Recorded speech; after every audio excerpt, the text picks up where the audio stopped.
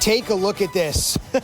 We're 28 minutes away from kickoff in Death Valley, and the big winner, obviously, right now isn't the Irish or the Tigers. It's Mother Nature. They're going to play in that in 26:54 and counting on ABC and here on ESPN Goal Line in Baton Rouge. Coming up, top of the hour, from that Death Valley to this one, Deshaun Watson and Clemson. First meeting with Notre Dame since the 70s. Well before that young man or anybody on the field was born. 26 minutes away on ABC and tonight on ESPN Goal Line. That is coming. The following is a special presentation of ESPN on ABC. Something rare and special in Clemson tonight. They've waited forever for this event, for the Fighting Irish to return. The faithful are undeterred, their spirits undampened by days of rain and flooding downstate. A heavier deluge is due here later. Two playoff contenders must step forward and prove it right now. Notre Dame versus Clemson. Death Valley is alive and electric.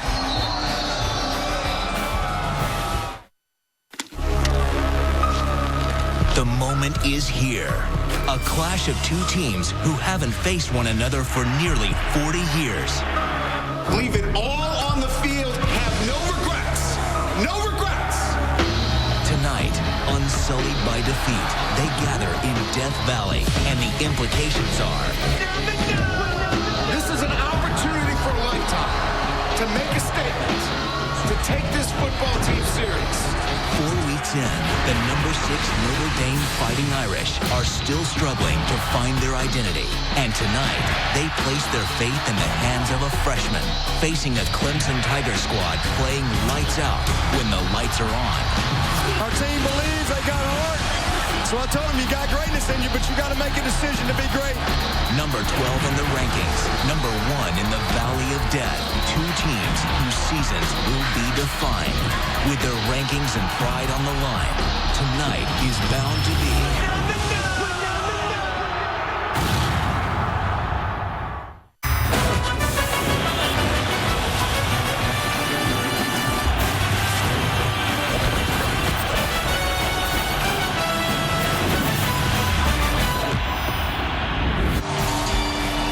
Welcome to a special Saturday Night Football on ABC, presented by Wells Fargo. And this presentation of the ACC on ESPN.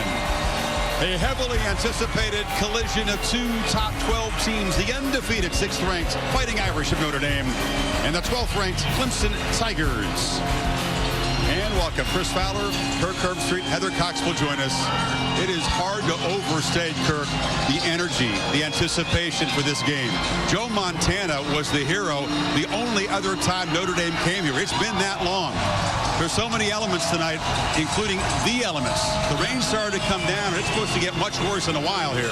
You know, it's something to keep an eye on, obviously. We're hearing maybe the second half it could get really nasty.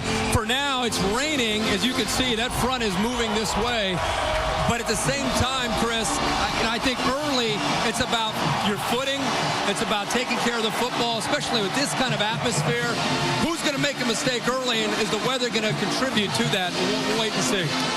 Both quarterbacks say they can handle the weather. You got the two Deshaun's. You know about Watson, but Deshaun Kaiser came in when Malik Zaire went down at Virginia. He was the hero.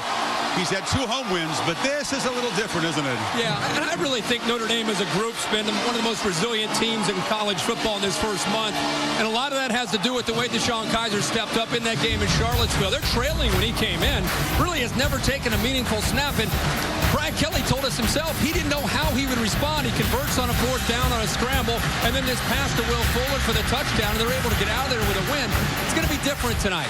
I think he needs to rely on C.J. Prosise, one of the most gifted running backs to start this season so far in college football. Take some of the pressure off him. I think Brian Kelly goes for that high percentage throws just to kind of settle him in, but make no mistake, at some point, they're going downfield because that's who they have become as an offense with him at quarterback. You know, Prosise, 600 yards in 4 games. No Irish back has ever had more in the first 4, but it's tough to run on Clemson. Now, what about Deshaun Watson? It's been a quiet start statistically for him. You know, a couple of very easy games and then a road win at Louisville. He is one of the more gifted young quarterbacks that I've watched in a really long and it's because he just sees the field. He played in the same offense when he was in high school, so I think his learning curve was very quick, and it allowed him to come into this season last year and settle in. Now, he had an injury, and I think the big thing is now is he brings all three things that you're looking for in any quarterback running any system, and that starts with an awareness. When you run a tempo offense, look how calm he is. It's nice to have a quarterback see the field, make quick decisions, and be able to get the ball out quickly. The second thing after awareness is decision-making. Any quarterback needs to be able to make good decisions, and obviously, Deshaun, that's a real strength of his as he works to find the open man. And the last thing is the accuracy. Now, he hasn't shown it yet the way he did last year, but I know he's anxious to have an opportunity tonight against this Notre Dame defense. And I really feel personally, when you look at this game from an XO standpoint, I think it could be hard for them to run their tailback, Wayne Gallman, in this game because Notre Dame is so gifted in the front seven. I think you may see Deshaun Watson run the football a little bit more and then try to find matchups on the perimeter to his liking to try to make some big plays in the pass game. Yeah, they got some gifted skill players on the edge, don't they? The Irish defense, for the most part, has been really stout, except for the occasional lapse and letdown. They'll be on guard tonight for this big plays. And that's exactly what you want to do. You want to show enough window dressing, different formations, run the football. And Deshaun Watson had an ACL surgery in December. They've been protecting him. Tonight, I think they'll turn him loose. You mix in some of that, and then you take your shots downfield, see if you can hit a big one. Clemson, very tough at home. Irish, not a great road team, but it's a toss-up game, virtual toss-up tonight here in Death Valley.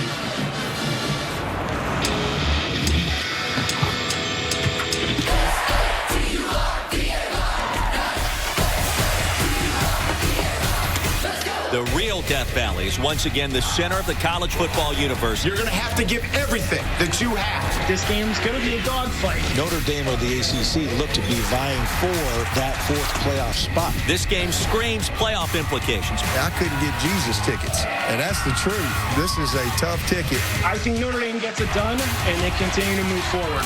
Leave it all on the field. Have no regrets. The time is now. You know what day it is.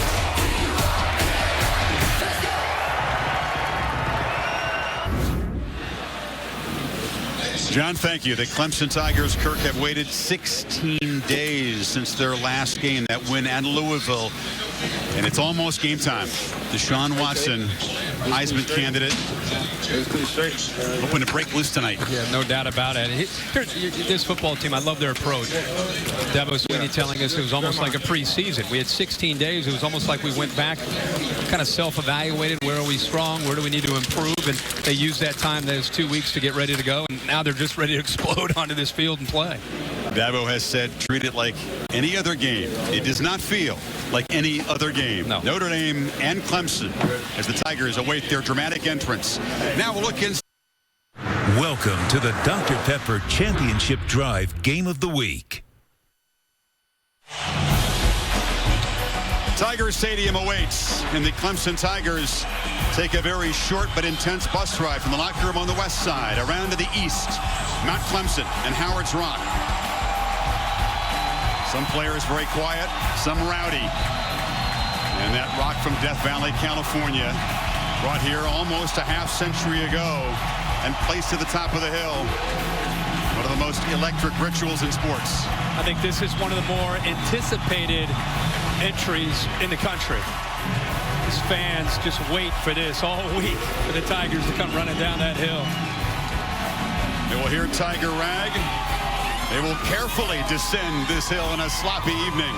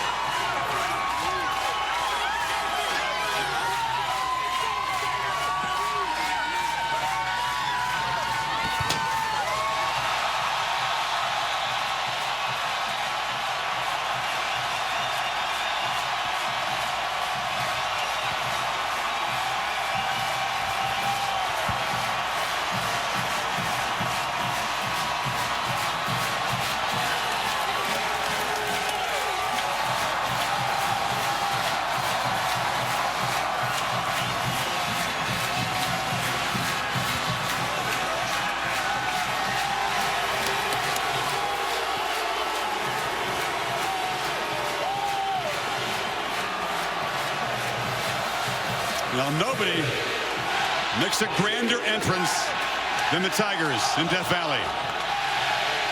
Perhaps more caution on the descent with the wet field than we're used to seeing, Kirk. Some guys taking their time, and others still they can't help the emotion coming down that hill. Now can the Tigers be fueled, use this energy?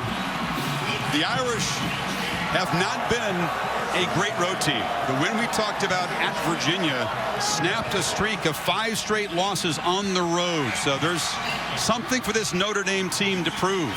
And yet at the same time, it's interesting, Brian Kelly this week using the Florida State game in Tallahassee last year in a game that they competed and they had a chance to win. It came down to that one play, and he felt just that experience in a tough environment in a similar ACC matchup. He felt that that was enough to be able to tell his team, hey, we can win in these kind of games, not to mention the LSU game and their bowl game away from their home stadium. We talked about the two Deshaun's born 4 months apart. Kaiser there and Watson are buddies from their high school days at the Elite 11 quarterback camp. More on that as it unfolds. The intrepid and always prepared Heather Cox is on the sidelines with Brian Kelly. Heather? Chris, thanks so much, Coach. We talked about the difficulty preparing for this environment, especially with an inexperienced quarterback. What have you seen today leading up to this moment that gives you confidence in Deshaun Kaiser? Well, it wasn't very loud up to this moment, so we'll see what happens. But, you know, he's a pretty poised kid. He's a mature kid. He knows what to expect. He's going to have to go in there and command the offense because it's not going to get any quieter out here. So his play will help. Obviously, if he plays well, we'll keep it quiet, but, you know, he knows what he's in for. And, Coach Kelly, we knew this weather was coming. You guys practiced with wet footballs all week, but how does this weather affect the way that you call this game? Well, I mean, obviously the field conditions are pretty good right now, so we'll run our offense. We may have to go underneath center a little bit more. Be careful. You got to take care of the football in these conditions. Coach, thank you so much for your time. And, guys, certainly with this inclement weather comes some changes down here on the field. Both teams will go to half-inch long spikes, the maximum allowed by the NCAA. Also, both teams are using 36 game balls. They checked in 3 times more than they typically use the 12 on a dry day. Now, the officials will try to change out the ball after every play that will, of course, get wet and heavy. In fact, Clemson quarterback Deshaun Watson told me his hands are so big that if he grips it too much, it will slide out. So in weather like this, he has to use fingertip pressure to have success. Dabo Swinney took his team, Heather, indoors to practice, but they did water down the footballs, Kirk, to give a simulation of these conditions if you can in practice. Yeah, and just by dumping a dry ball into a bucket over the course of an hour and a half practice does not. It's a good attempt by both these teams, but it's not going to prepare you for what you're going to see tonight on this natural surface. Irish won the toss to first, so Clemson will get the football, and Tyler Newsom, who doubles as the punter, will kick it off to begin this North versus South clash here in Clemson.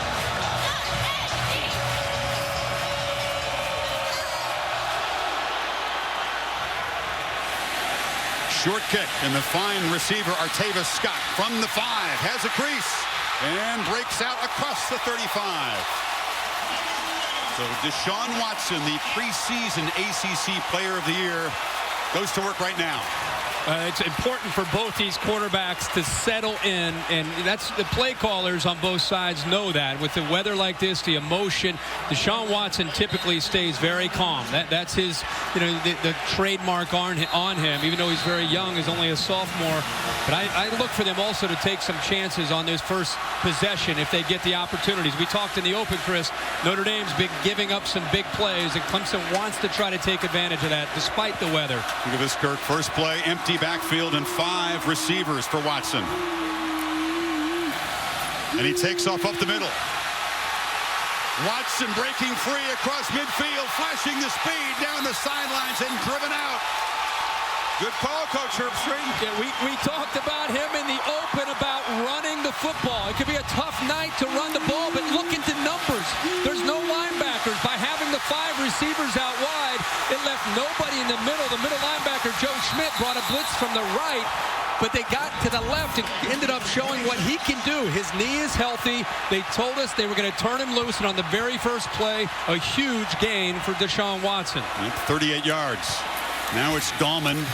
The hard-running, steady tailback who muscles down to the 20-yard line. Gallman is a sophomore from Georgia who just doesn't quit on runs. No, and I tell you, the footing and the traction in the trenches. We've watched games, you and I, all afternoon, and one of the things that came up was watching the linemen. You think about the receivers and the quarterback and the ball, but it's really the linemen and being able to get leverage and pushing a 300-pound body and trying to get it to go where you want it to go. The advantage you would think would be Notre Dame. Watson's got it. And he just throws it away. It's an offensive line that has no starters back from last year. Ryan Norton, their center, was the only returning starter, but he has an MCL sprain. So there's a couple of veterans up there, a couple of young guys, but no second-year starters. No, and I think because of that, they rely on tempo to be an equalizer. This is a similar offense that you see when you watch Auburn, or it's a similar offense that you see when you watch Ole Miss. They rely on the tempo and some of the trickery to be able to be kind of offset the athleticism and the speed and size of a defense. The guy to watch is Sheldon Day on the defensive line, number 91. Scott's in the backfield on 3rd and 5 when they flip it to him in the flat, but he had to spin around, makes a man miss, gets a first down, and dives to the 12-yard line. It's kind of an example right there of what they asked from their offensive linemen on a screen pass out there. They're just trying to get in the way. There wasn't anybody who came up with a big block, but they shielded the Notre Dame defense from him, and the athletic video Scott gets the first. And now Gallman takes the handoff on 1st down, gets the edge, and dives down near the 4-yard line. Clemson executing well on this first possession in the rain. No doubt about it, and some good blocks up to the top. Area that they feel they have got to dominate. Forget about in the trenches, out on the perimeter. Time Peak, the receiver, and Leggett, the tight end, were flexed out to the top of your screen and both picked up nice blocks. They need 2 on 2nd down. Watson had trouble collecting this snap. It was an awkward handoff to Gallman, who loses a yard as number 91, Sheldon Day, the All-American. Yeah, and he's going to be in the backfield the entire game, and Clemson realizes that. Very fortunate to somehow secure this football and then get it into the hands of Gallman. Well, that was a great job there by Watson to be able to get his hands on the football, slippery football, and get into the hands as Sheldon Day got penetration. Another 3rd down after the loss. They need 4. Watson rolls out, flips it in the flat. Catch made. Jordan Leggett dives for a touchdown.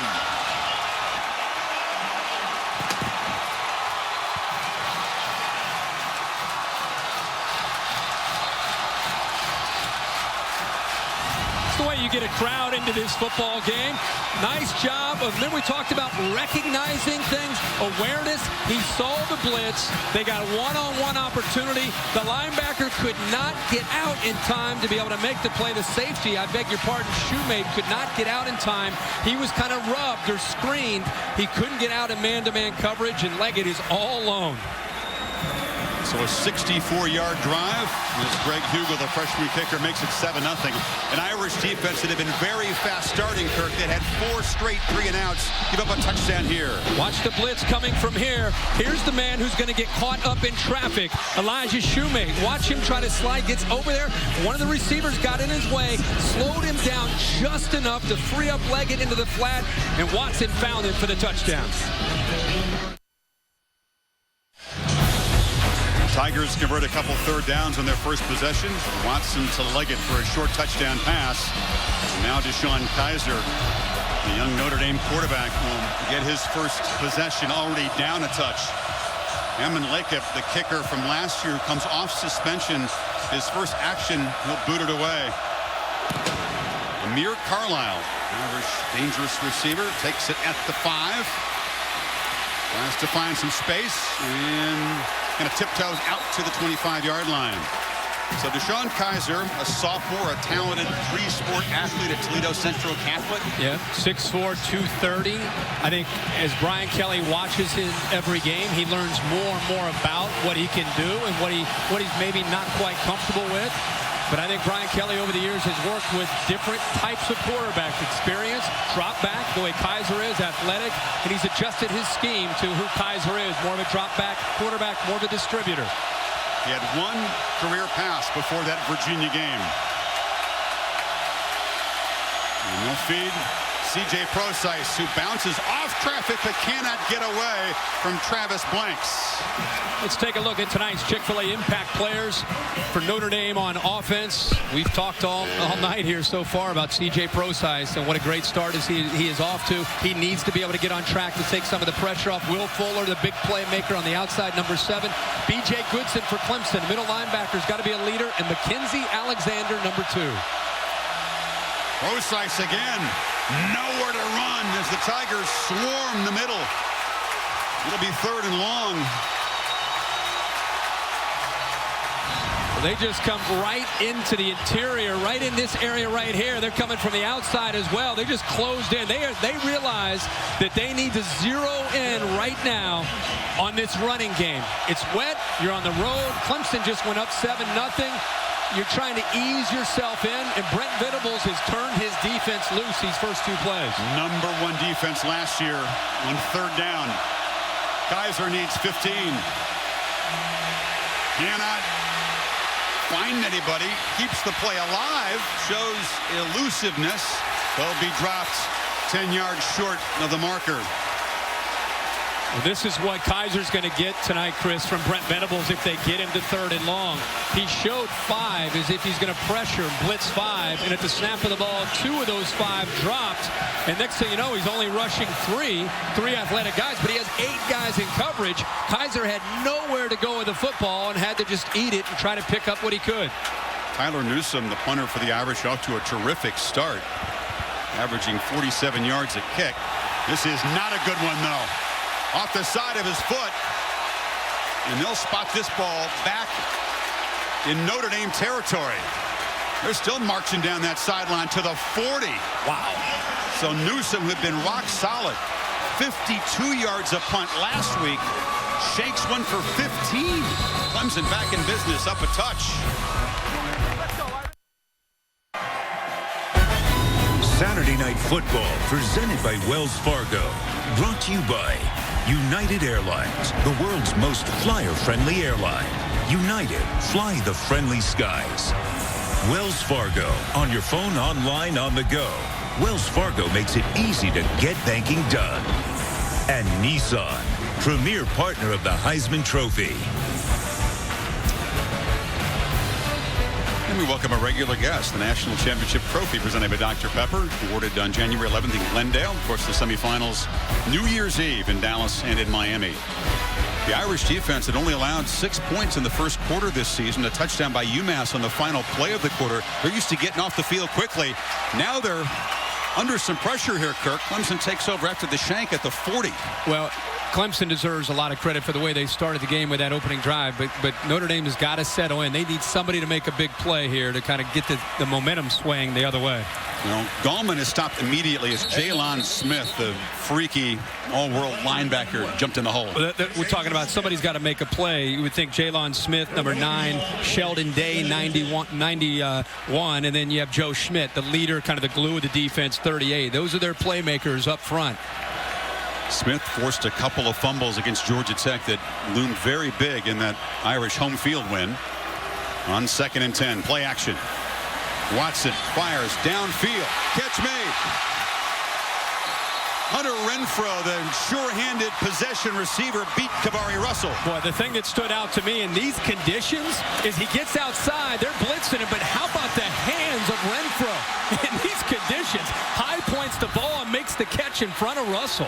24 yards puts the Tigers right back in the red zone, and Watson, initial traffic inside, tries to bounce it and does dive forward for positive yardage. Jalen Smith grabbed him. When you see him do that, again, we talked about his awareness and understanding of the offense. They'll give him, like almost any offense in college football today, they give him alerts. They'll give him a run and a pass on the same play. And if you just have 4 down linemen and 1 linebacker in that box area, he's going to more than likely pull it down himself and run the football. That's where the quarterback run game, which hasn't been a big part of Clemson's attack these first 3 games, tonight it will be on display, and it's to give them the numbers advantage. I thought maybe they might take the tempo down a bit with the wet football. Not so far. Watson, slant. Scott fights free and walks in. A 1-2 punch from the Tigers. And the Irish on the ropes early.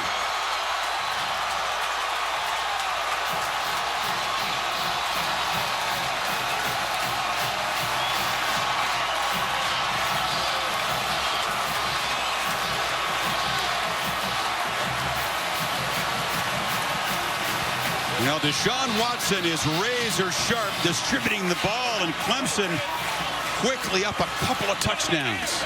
I think this is the Deshaun Watson that Clemson fans saw a lot last year of, and he hasn't quite played that way, and especially in their game a couple Thursdays ago against Louisville. But here's just recognition, soft coverage, be able to get after a low snap balls right on the money that gives Scott a chance to protect himself, keep his feet to be able to get into the end zone. But it's the timing and awareness by Watson that was superior. Tigers have run 11 plays and have 14 points.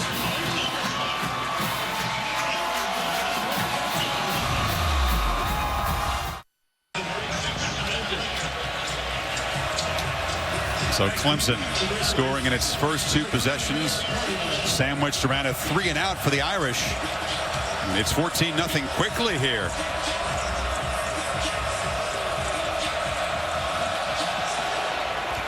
Wake up to C.J. Sanders at the 3.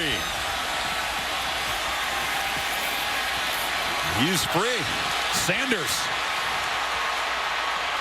finally wrestled out at midfield, so good field position for the Irish. But Ryan Kelly and his young quarterback down 2 touchdowns. What now? Well, at first he's thankful that he got a huge return here by Sanders, who took one to the house last week against UMass and has tremendous speed for a true freshman and has a great feel to how to make plays in the open space. Looked like potentially face mask, but a good no call. And you're right. Now you got to settle down, and I think the big thing is in this situation, you usually like to turn to your guy. Who's my go-to guy? Your go-to guy is C.J. Prosise and Will Fuller. You've got to be able to get them going here, get a first down, and kind of just stop the bleeding and just be able to settle into your game plan. First down attempt for Kaiser, delivers near side. The catch is made by Amir Carlisle. He's wrestled out of bounds. To Cassidy Hubbard for an update in the studio. The Dr. Pepper Championship Drive update. Number 3 Ole Miss in serious trouble. Will Greer with his 4th TD pass of the half. This one to Antonio Callaway. You know, Florida's been dealing with the flu all week, but it's Ole Miss fans probably feeling sick right now. Rebels down 25-0 on ESPN. Wow. Swamp is alive, and so is Death Valley. Prosise, just no running room so far. Shaq Lawson, junior, next great defensive lineman at Clemson on the tackle. And a guy to keep an eye on tonight. He'll be matched up a lot with the All-American Ronnie Stanley, the left tackle from Notre Dame. But again, early in this game, that Clemson defensive line, all new starters this year, getting after that Notre Dame offensive line. Irish need 6 on 3rd. Kaiser, well protected, delivers a strike, and Chris Brown makes a first down catch inside the 40. Brown, the senior from here in South Carolina. 2 things that stood out to me. Number 1, the offensive line picks up pretty exotic look. There's some pressure, but they pick it up. They give him time. And the other thing is he felt that pressure, but it didn't allow it to affect his vision. He settled in, showed some composure, and distribute that football for a first down. And Lawson, the defensive end, downfield to make the tackle there. Kaiser wrestled down to the backfield by Mr. Lawson, who can rush the passer. He can create mayhem. He's strong against the run. He's a sort of a do-it-all defensive lineman. And Kaiser on his zone read here gets confused. He's actually reading Shaq Lawson right here. He kind of gives him a little bit of this and then comes out. If he comes down on the back, then he's going to want to give it or pull it out. But this time he comes down initially and then jumps out at the quarterback, and he confuses Kaiser. Kaiser, a screen, threw it too high. It was off the hands of Torrey Hunter Jr. He's lucky that was just an incompletion, and it's 3rd and 13. Very fortunate. There was a lot of traffic in there anyway. Even if he was able to put this ball on the money, there was really nowhere to go. This Tigers defense right now, Chris, is just swarming. They have their ears pinned, and they are coming after the line of scrimmage and coming after this quarterback.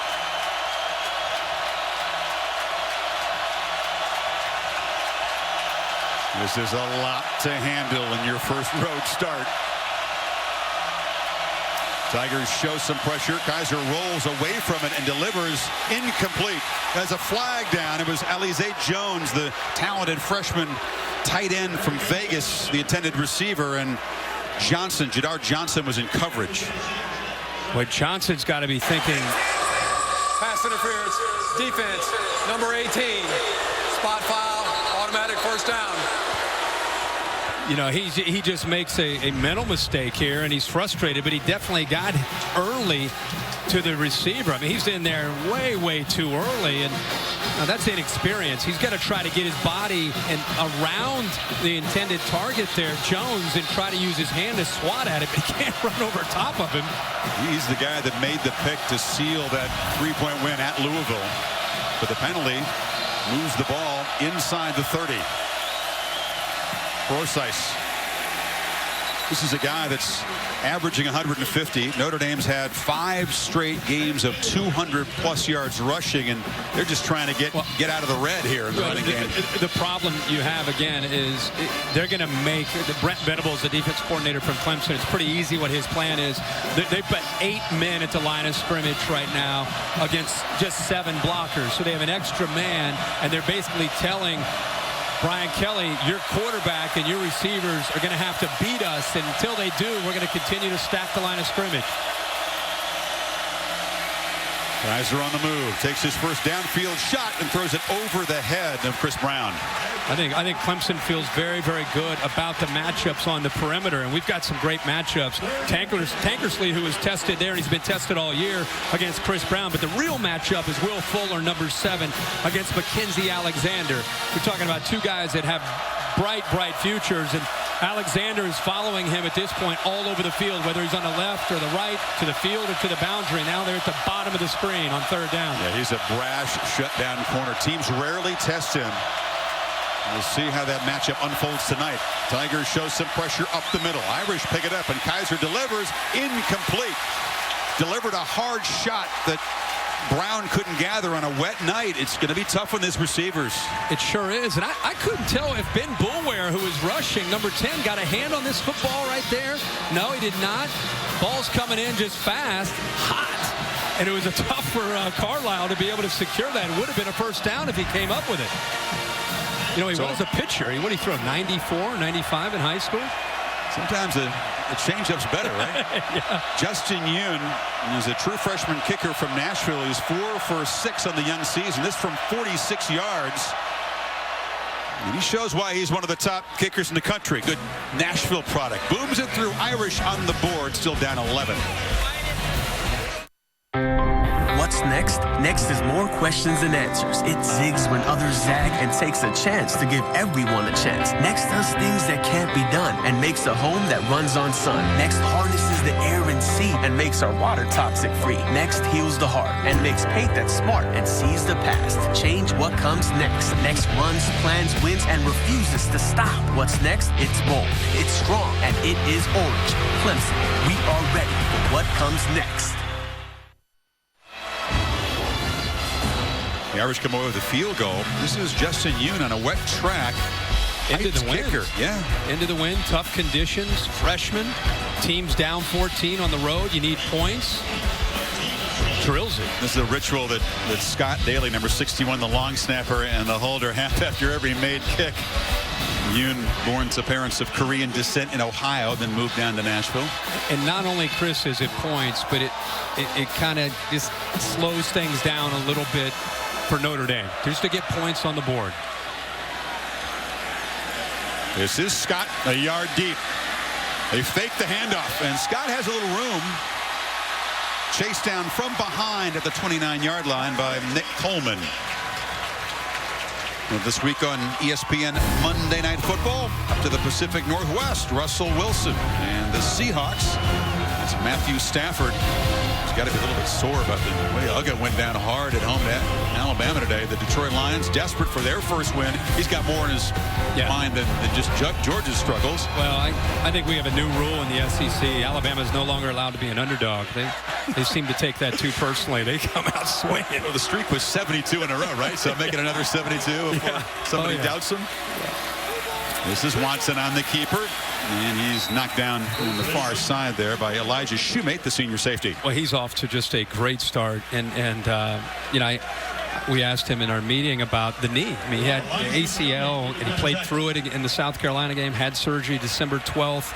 Kids today, whether it's college or the NFL, you see him come back 8, 9, 10 months. He's right around that 10-month mark, and tonight's the first time he's really turning it loose since then. Gallman, a short gain. Watson didn't play in the bowl game, the win over Oklahoma. Didn't do a whole lot in spring ball. Was able to throw in the summer, Kirk, but he used all that time to study tape like an animal and improve his knowledge. He's really a student of the game. It's just a passion of his. I mentioned the high school background of running a very similar as offense. His high school coach came and visited Chad Morris, took it back to high school, and he ran it. Same terminology. So when he came in as a freshman, he really had an understanding of what they were trying to do, but he continues to take it to the next level with film study and understanding of coverage. It's a third and medium for the Tigers, and that one is just tossed away. Scott not quite on the same page as the quarterback, so Tigers forced to punt for the first time. And the Irish getting a foothold now. Yeah. Again, they come up with a field goal. They get a stop. It's a different energy right now in this stadium. And now it becomes a little bit more of a level playing field. And now you try to go out and you get back to your game plan and you go out and try to execute. Junior punter Andy Teasdall. I wonder if they'll try to keep it away from C.J. Sanders. Already he's had the big return. You mentioned what a dangerous weapon he can be. Sanders, the freshman from California. This time he makes a fair catch as he backpedals and collects it just inside the 20-yard line. 47 yards on the punt. And now the Irish back to work. Mike Sanford is the offensive coordinator, working actually the quarterback coach. He's got the OC title. Brian Kelly's still calling the play. Yeah, but an up-and-coming assistant coach, and of course he was at Stanford, his passing game coordinator out with David Shaw. He went over to Boise State the last couple years. He ran the offense at Boise, and Brian Kelly recognized his qualities as a coach and a great recruiter and brought him over here. And he has really, really helped Kaiser with being thrown into action in his development. There's a first down attempt. Kaiser over the middle. Catch made. And it's Corey Robinson, receiver who just has been dealing with a knee problem but is finally full go this week. You love to see the patience, and I love the call by Brian Kelly. Here's the eyes. You don't want to stare down and telegraph the throw, but he shows patience here for him to get into that throwing window to give himself a chance. He had to clear Ben Bulwer, the linebacker, and once he did, he shows you this guy can throw the football when he has time to throw it.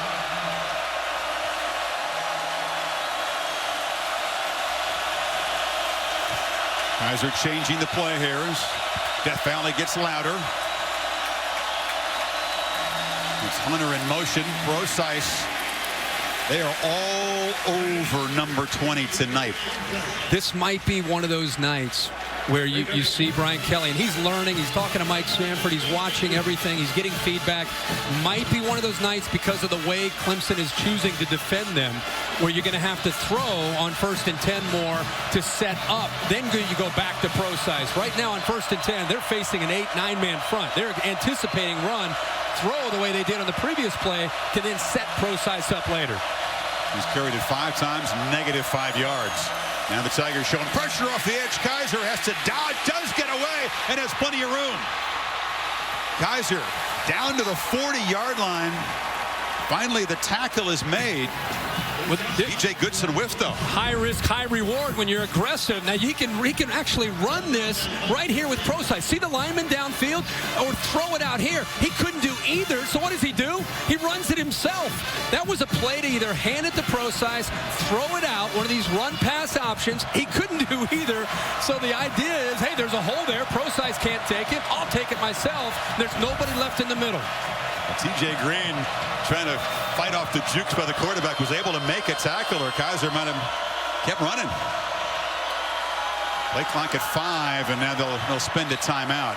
Chris, if they end up scoring on this drive, that play that he just made, that is a great example of his composure for a young guy that's never been in this setting. Instead of just giving up on the play or just kind of taking a knee or just digging in for a yard or two, he's trying to pick up big yards there. That was nice. Now, this is the first visit by the Irish here since 1977. This was a team loaded with NFL talent. The Tigers had the lead late. They're still haunted by the fact that they let this game get away. Vegas Ferguson made a big catch, and then Montana had a couple of very short touchdown runs in the fourth quarter as the Irish came from behind. That was Dan Devine's eventual national championship team that beat the Longhorns in the Cotton Bowl. Unbelievable to think that Dwight Clark is on the other side. Yeah. Dwight Clark's on the Clemson team, and of course everybody Didn't knows. They do something together later? Yeah, there it is. Yeah, we're 4 or 5 years later, we're best friends. We're going to find you in the back of the end zone on the catch. Joe got him that day, but of course they hooked up famously. And first down again, Clemson showing pressure. Geiser keeps it. This time they're all over the quarterback, and they stop him for no gain. There it is, 1st and 10. You're not only facing guys in the box, Chris. Those linebackers, Boulware and Goodson, they're up shooting gaps. I mean, they're making it tough on the offensive line. And even on a zone read, there's just nowhere to go. And a really good job by Lawson. They're collapsing down on the play. There's nowhere to run. Jack Lawson's a local guy, lost 10 pounds, slimmed down a little bit this year to get even quicker, but he's still very, very strong against the run. You see him at the bottom of the defensive line. They're standing up. Procise stopped again in the backfield. He's got nowhere to run. There's your guy Boulware, joined by the safety Green. Let's watch. Let's just freeze it here at the top and look at what he's facing. He's going to get a safety come down. You got linebackers coming down. You have defensive ends standing on the end. Try to be an offensive lineman and deal with all that. And they're just attacking downhill, not respecting anything downfield. And Notre Dame's got to be able to capitalize on that kind of approach from Clemson on the early downs. And Kirk, they haven't yet tried to target Will Fuller, who's being guarded by Mackenzie Alexander. Final minute of the quarter, the Irish need 11 on this third down. Kaiser rolls and throws behind the receiver, and it's incomplete. It's Nick Weisher, the tight end, and Ryan Carter hammered him. Not a very precise throw, 4th down. No, thrown behind him. Weisher has to adjust back to try to make a play on it. Could have been able to catch it, but still would have been well short of the first down. And at the same time, it might have given Brian Kelly something to think about, the possibility of maybe going for it, but Weisher could not hold on to that football. Not quite in field goal range for Yoon, so Newsom is on the punt, trying to improve in his first effort. Just drops the point, kicks it high and short, and the Irish coverage team will down it at the 3. All of ESPN's college football action, you can take it on the go. The Watch ESPN app streams every game live. Download the app or go to watchespn.com. Just darn near essential. You could use it on a busy Saturday night. We'll keep you posted on all the developments around the country.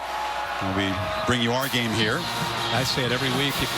If you don't have the app, and I'm not trying to sell anything, I'm just telling you because I use it, it's high def. I mean, you've got to download that app. And if you're on the road, you got to do something. You can stay plugged into your game. Kelly is usually pretty calm with Kaiser. We've seen him be anything but calm with his quarterbacks in the past, but there's some confusion. Watson looked like he wanted to hand it off. Gallman wasn't ready to take the ball, but they still get 6 yards. Well, there was confusion, but he didn't give up on the play. He takes a turn to the right. Gallman goes to the left, and he says, I'm not going to get the ball in there. I'm just going to follow him.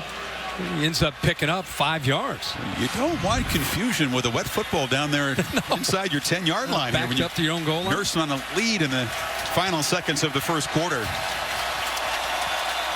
So Clemson scored quickly, led 14-0. The Irish tack on a field goal. Back after this message and a word from your local ABC station.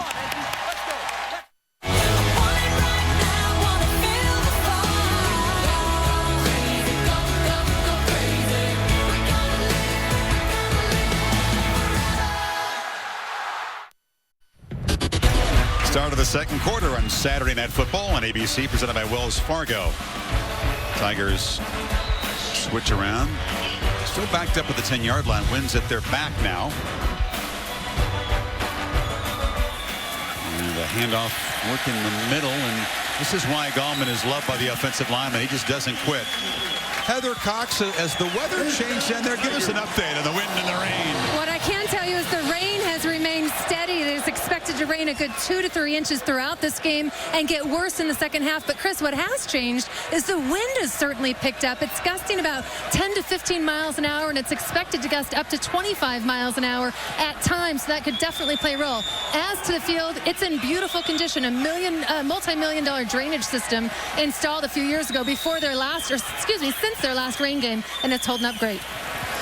Coming around the edge is Scott, and he's got about 9 yards. It's amazing they haven't had a rainy game here since 2009. It really is. It's one way to test that field out, that multi-million-dollar system that they have to try to keep this field dry, at least give them some traction and a chance to be able to make some plays. I'll tell you, Artavius Scott has some live legs tonight for this Clemson offense. Pistol formation. Watson gives it to Gallman. It's another first down run as he's wrestled down hard there by Max Redfield, but they moved the chains again. I've been really impressed with how Jeff Scott and Tony Elliott, the co-offensive coordinators, have decided to come into this game running the football, because if you look at the two sides, Notre Dame's defensive line and their two linebackers, Schmidt and Smith, and you look at the offensive line, you see a big advantage for Notre Dame. But here in this first half, boy, they have been able to control and neutralize Sheldon Day, and they're finding some room to run. Watson looking for room to run. Now he'll backpedal and just lob it out of bounds. Yeah, Chad Morris, who was given a lot of credit justifiably for running this offense, took off for SMU to become the head coach. Scott and Tony Elliott, two former Clemson playmakers, now sharing the play calling duties.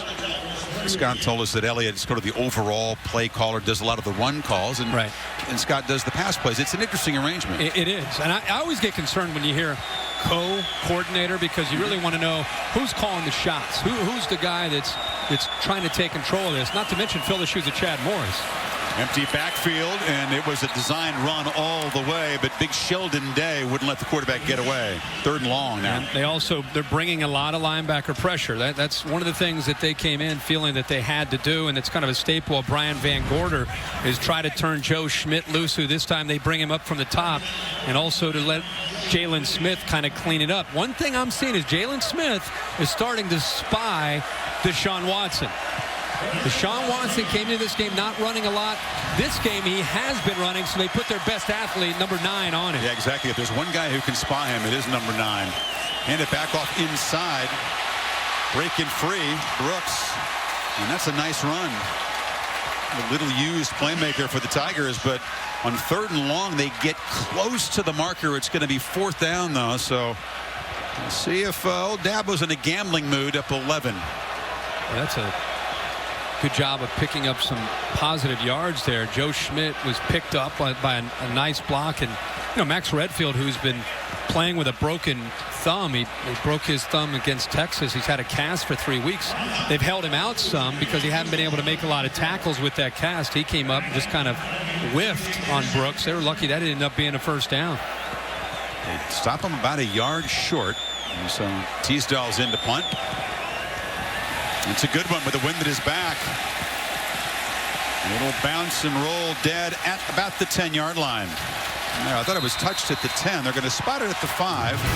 So, poor field position on a rainy night for Kaiser. And you. Cassidy, thanks. Well, Fournette, one of the few backs country who got off to a better start than C.J. Procise for Notre Dame, but he has gained -5 on 6 carries. He has 1 of his 6 carries actually gained yardage. He's got it again, and that's the run of the night so far for Notre Dame. And the reason is, we've talked about 1st and 10. What Clemson's defense has done tonight is they're crowding the line of scrimmage, and they're shooting gaps with linebackers and safeties, and they're winning that battle. They're willing to take chances against a young quarterback because they assume that Procise is going to get the ball on early downs. They're leaving their defensive backs isolated one-on-one. I think the guy we have not called yet, and I'm sure Notre Dame fans at home are saying, where is Will Fuller? Whether it's a quick screen or something. Number 7's got to get his hands on the ball. Kaiser nowhere to go on 2nd and 5. Travis Blanks came around the edge. Yeah, Fuller with 22 catches coming in. There's an injury for that Clemson defense. It's Austin Bryant, the true freshman backup defensive end, being helped to the trainer's table. We can talk all we want about what's wrong with Notre Dame's offensive line. Why aren't they giving Pro-Size room? But again, it's the scheme, and right now it's the way they've crowded it and taken advantage of that athletic ability. Venables bring some heat right now? No, I don't think he will. Yeah, you're right. They only rush 4. Kaiser has some time and completes it on the far side there. Torrey Hunter Jr. spins across the 30. So that time, with plenty of time, Kaiser makes a good throw. Well, he motions him over, and he has soft coverage on 3rd down. That's one of the few times we've seen soft coverage, and it's a mismatch with Boulware trying to stay with Hunter. He locks in, he finds him, and again, when he has time to throw and he sets his feet, he's going to put the ball on the money. Let's see if they go play action here. Give Fuller a chance. Number 16 got 16 yards. Instead, they handed to Pro-Size. This time does get around the edge. A hard knock by Boulware on the running back. Big hits, a lot of... You like number 10, don't you? I do. Inked up, jacked up linebacker. Well, again, think about what they lost last year, and look how he fills. I mean, he's coming around. He's got tremendous speed. He just throws his left shoulder right in to the headgear there of the shoulder of C.J. Pro-Size. And it's okay that he hits him with that shoulder pad. He gave a lot of Sooners some hard hits in that bowl game. He really emerged stepping in there. It's a defense missing Stephon Anthony at linebacker and Vic Beasley and Grady Jarrett up front. They lost 7 of their top 10 defensive linemen. This is a completely new defense with the exception of just a handful of guys. Got to hurry. Did Kaiser not spot the play clock? Here comes a flag. There's Kelly. Play a game. Didn't get the timeout. 5-yard penalty. It's going to happen, Kirk. Yep. Young quarterback. Oh, sure. And again, Brian Kelly understood coming in that that's part of it. That's why he's trying to do the best he can of getting the play in as fast as he can to give him some time to work with, because he has options once he gets the call. He has to look at the defense. He has to make calls. So he needs time to be able to make those decisions. Once again, the Irish behind the chains here. 2nd and 12. And another mistake, right tackle. False start. Offense. Number 68. 5-yard penalty. 2nd down. It's Mike McGlinchey, the junior tackle from Philadelphia. Watch the center's head. He puts it down and back up. And these tackles have not dealt with this kind of crowd. Stanley on the left is a veteran. He's been in this kind of atmosphere. McGlinchey has never been in this kind of atmosphere. He's out in there. They're working with silent counts, and it's more of a rhythmic thing. Not to mention he's worried about that defensive end lined up across from him. Got to hurry again, Kirk. 2 in the play clock. Does he see it?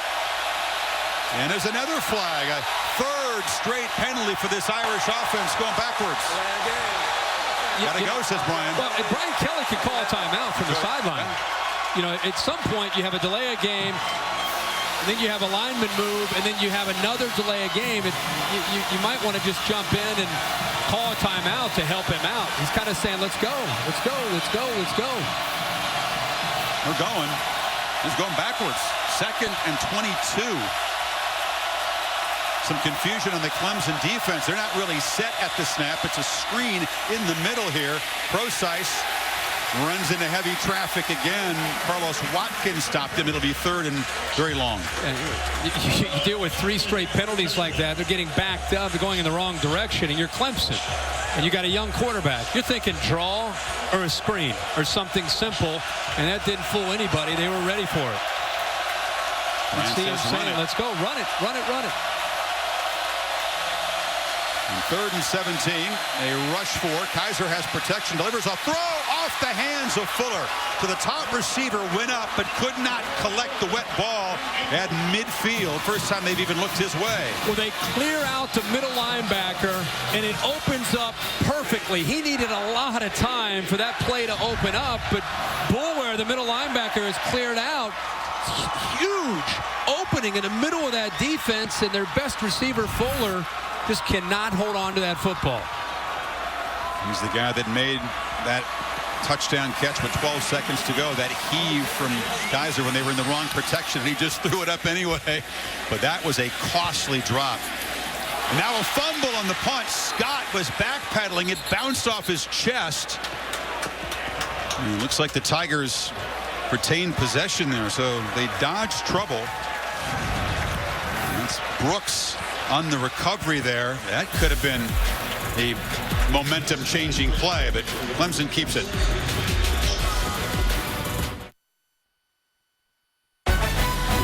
Saturday Night Football presented by Wells Fargo. Brought to you by Michelin, a better way forward. And Buick, proud partner of the NCAA.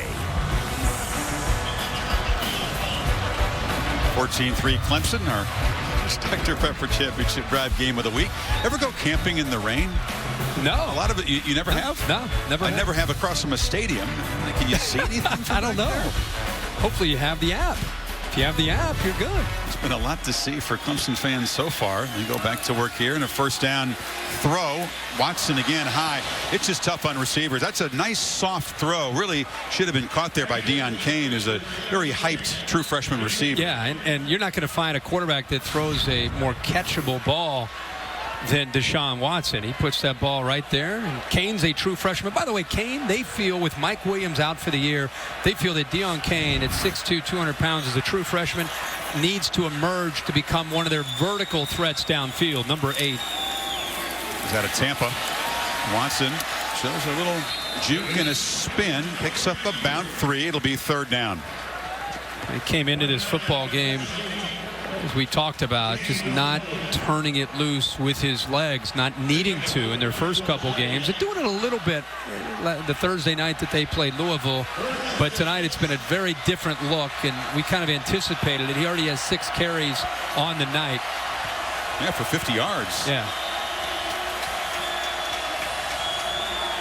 Irish show pressure up the middle.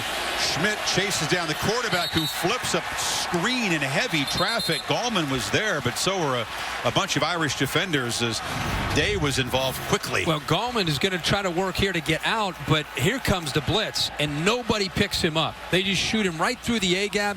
He's trying to get the ball out there, and obviously when you blitz the linebacker, that's who would have Gallman man-to-man. That's the ultimate Herbie, right? Yeah, that's right.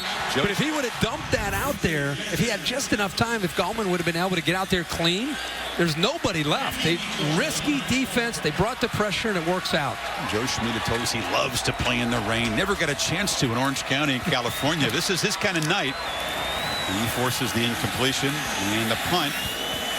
And the Irish, again, will just let it roll dead back inside the 15. So midway second quarter, Clemson still protecting that 11-point lead. 52 yards in the punt. Aggies off to a good start. Kyle Allen, part of that same Elite 11 quarterback class as both of these quarterbacks here tonight. Kaiser, good protection and delivers again high and off the hands of the receiver there. That was Chris Brown. A number of drops for Notre Dame tonight. Heather. Oh, excuse me. Let's go to Chris. The big fella. Yeah. The big fella. What does he have for us here? And now it's time for tonight's Athletic Trivia question. Notre Dame has had 7 Heisman Trophy winners in their history. Clemson, none. Which 2 Clemson players have the highest Heisman Trophy finish? 2 guys have finished 6th. There's a completion to Torrey Hunter Jr. We'll ponder that as the Irish do move the chains here and get out of danger. 3 receivers working from the left to the right. He picks the right one in the middle that was able to get a little bit of separation and put the ball right where it needed to be. See if they can get process going. Nope. Flags come flying as Kevin Dodd, the other bookend opposite Lawson, invades the backfield. This is the defense that was #1 in the country tackles for loss last year. Offense number 56. That penalty's declined. Second down. Boy, Kirk, that group was manhandling Texas and Georgia Tech. It's a totally different story for the O-line tonight. Oh, yeah. I mean, not only is it a different story as far as being on the road, you don't have Malik Zaire, who's a dual-threat guy. You got a young quarterback on the road, and right now this defense is assuming run on 1st and 10. It makes it tough on them up front.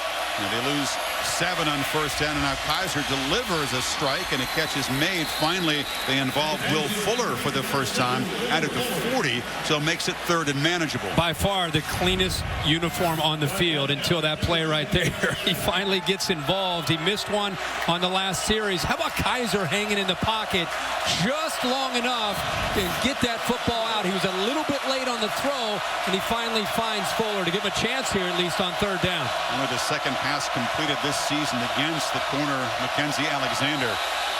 Flags again. Clemson was crowding the line. Ball start. Offense. Number 68. 5-yard penalty.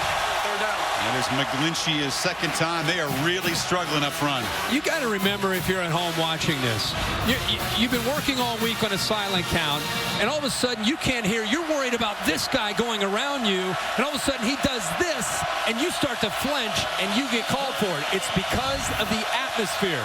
Give the crowd an assist there. Big difference between 3rd and 3, 3rd and 8. Kaiser gets away. Here's another flag. They're going to get a hold in the backfield. Can the quarterback escape? He does get first down yardage, but this is going to come back. These Clemson's guys are whipping them up front, and the Irish getting rattled and confused. That was a great matchup because it was Ronnie Stanley against Shaq Lawson, and Shaq Lawson won the battle. Offense number 56. 10-yard penalty. Third down. Well, Lawson's been a beast tonight. He's got 3.5 tackles for loss already. Chris, watch Shaq Lawson at the top on this spin move. Spin move right there. 2 offensive linemen. They both had to hold him. Great tackle. Great form. Look at that. Stanley, you're talking about Ronnie Stanley's maybe the best left tackle in college football. Shaq Lawson with a spin move goes right by him. He threw the flag, but he was hot. Shaq wanted the sack. Third down. And long again, and Procise cannot escape. Wrestled down again by the 6'5" safety, Jayon Curse, so it's 4th down. Yeah, rush 3, drop 8. Great thing about that is even if they run, you have eyes on the football. They rally to the ball. And Brian Kelly there is just saying, you know what? We're gonna punt the football, play field position with 4:30 to go, see if the defense can get a stop, and see if we can get one more chance with better field position. Maybe you have to have a conversation with those big O-linemen over there. Kelly did it before when last time they came off the field. This may be even more intense. There's a punt, bounced around down there. Looked like it touched somebody. They didn't pick it up that way, and the Irish are going to down the ball at the 8-yard line.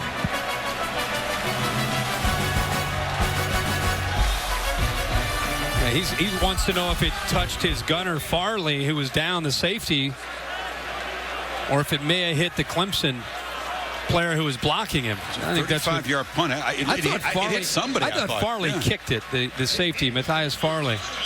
Dabo wants an explanation. 41, let's see if he kicks it.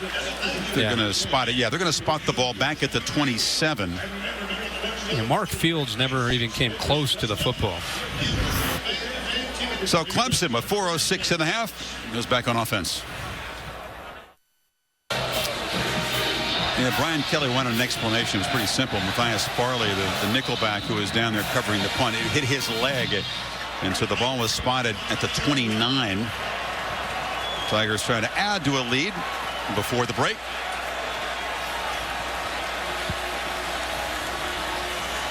Moon Gallman, the running back, has not really gotten loose tonight. He's run it 7 times for 23 yards. They give it to him for an 8th time in the heavy traffic. Jerry Tillery, one of the talented freshman defensive linemen for the Irish, on the tackle. Well, I think Notre Dame's defense has kind of settled into the game. This game started so fast with Watson making plays, and he was running, he was throwing, and before you know it, they've got their first 2 possessions, 14 points on the board, and since then you can see that Notre Dame has settled in, made some adjustments, and they're creating their own pressure for this Clemson offensive line, similar to what their line's dealing with.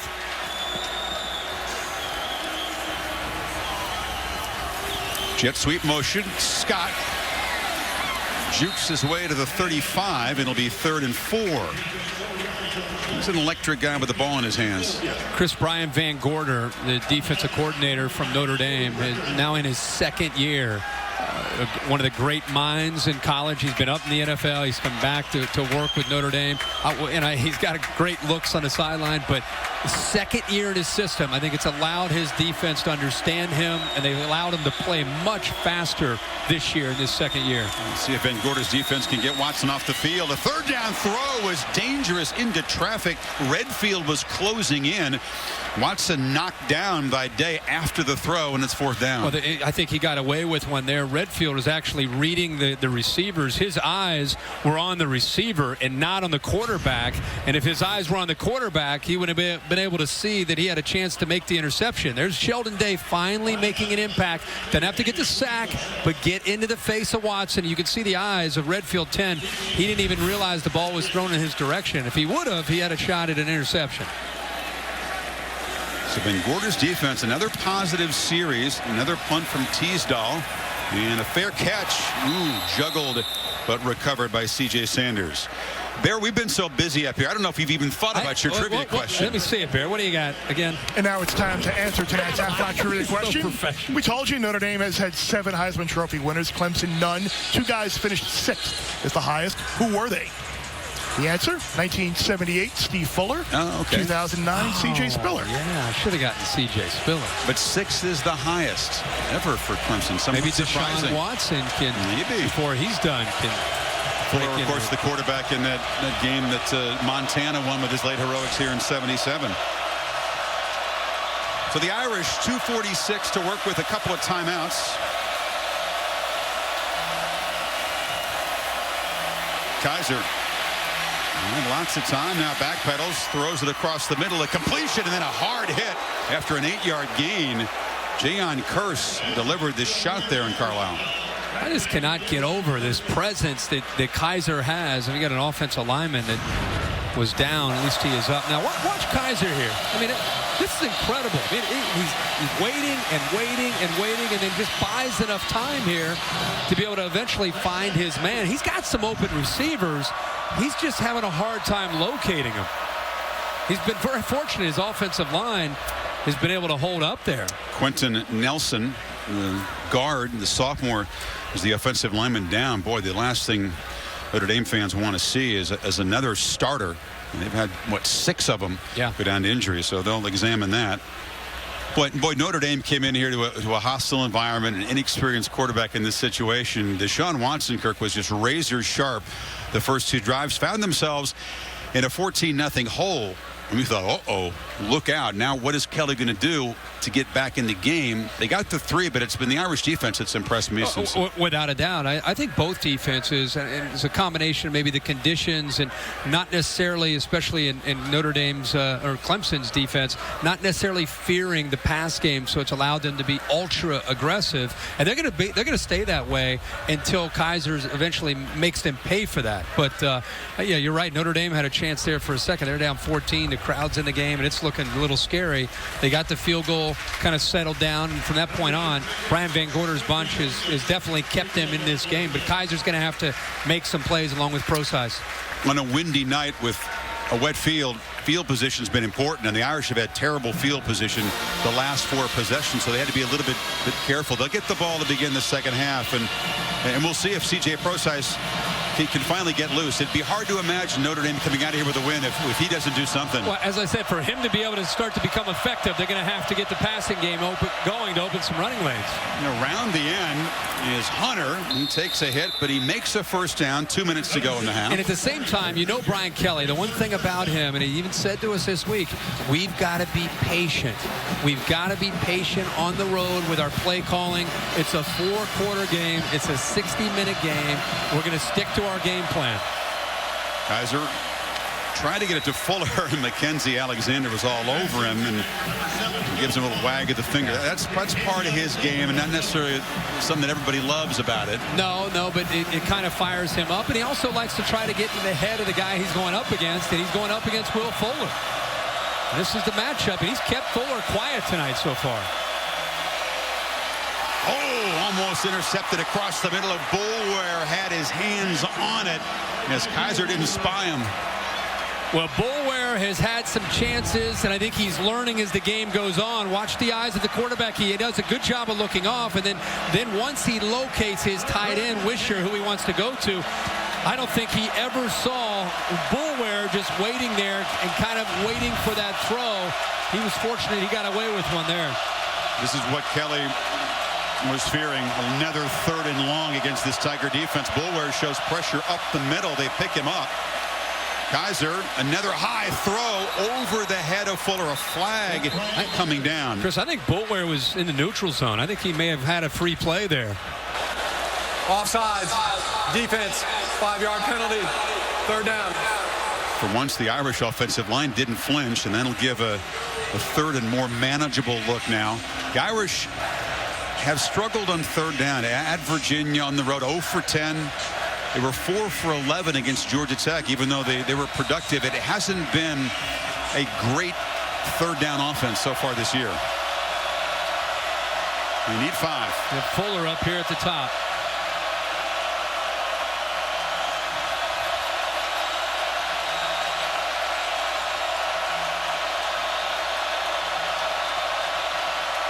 Tigers again showing pressure. They bring a bunch of it. Kaiser has time, but a couple receivers in the pattern. Now a flag comes down in the secondary. And this is going to be against the Tigers. Holding. Defense, number 11. 10-yard penalty. Automatic 1st down. That's a great call. Amir Carlisle was actually about to break free from Travis Blanks.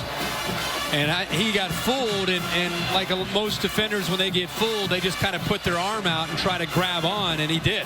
He locked on to Amir Carlisle. Great call right there by the officials, and the right call. But one thing I'm starting to see is Clemson's secondary moving after the snap and fooling Kaiser. He had a wide open Will Fuller that time because Mackenzie Alexander bailed, and he had a curl route for a 1st down, and he never even looked that way because he lined up the way he is right now in press and then bailed like he is now. There's a 1st down throw far side, way over the head of Fuller. That's exactly this time. I don't know if somebody sent a message in. Mackenzie Alexander's showing press, and then as the ball is snapped, he's bailing, which means we have the underneath routes if we want them. He missed the last one on 3rd down. That time he came back to him and just missed the throw. Get the thoughts of John Saunders, Mark May, and Mac Brown on this game. All the happenings on a busy Saturday. The BMW halftime report is coming up. Minute 29 till the break. Clemson had the Irish at 3rd and 10. 2 penalties gave them the 1st down. And they've now moved into Tiger territory. Let's see if Alexander does it again up here. That's a great matchup. Does he bail? Kaiser has the ball, goes downfield for Robinson, who makes close to making the catch in his hands. He was running against Tankersley, and the Admiral's son has been nursing a knee, could not collect it.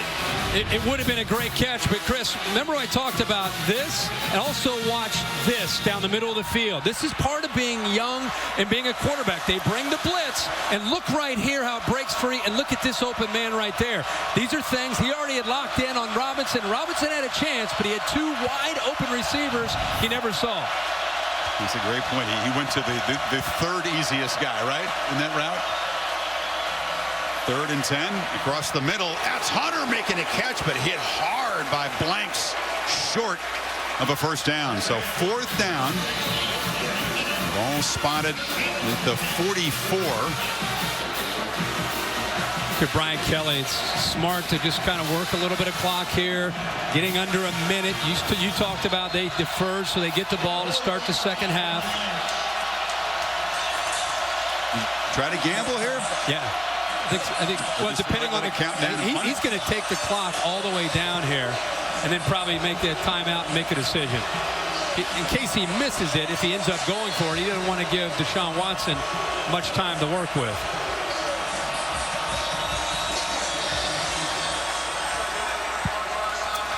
Kaiser 9 of 19. Receivers haven't exactly helped him out. He had a few clutch drops.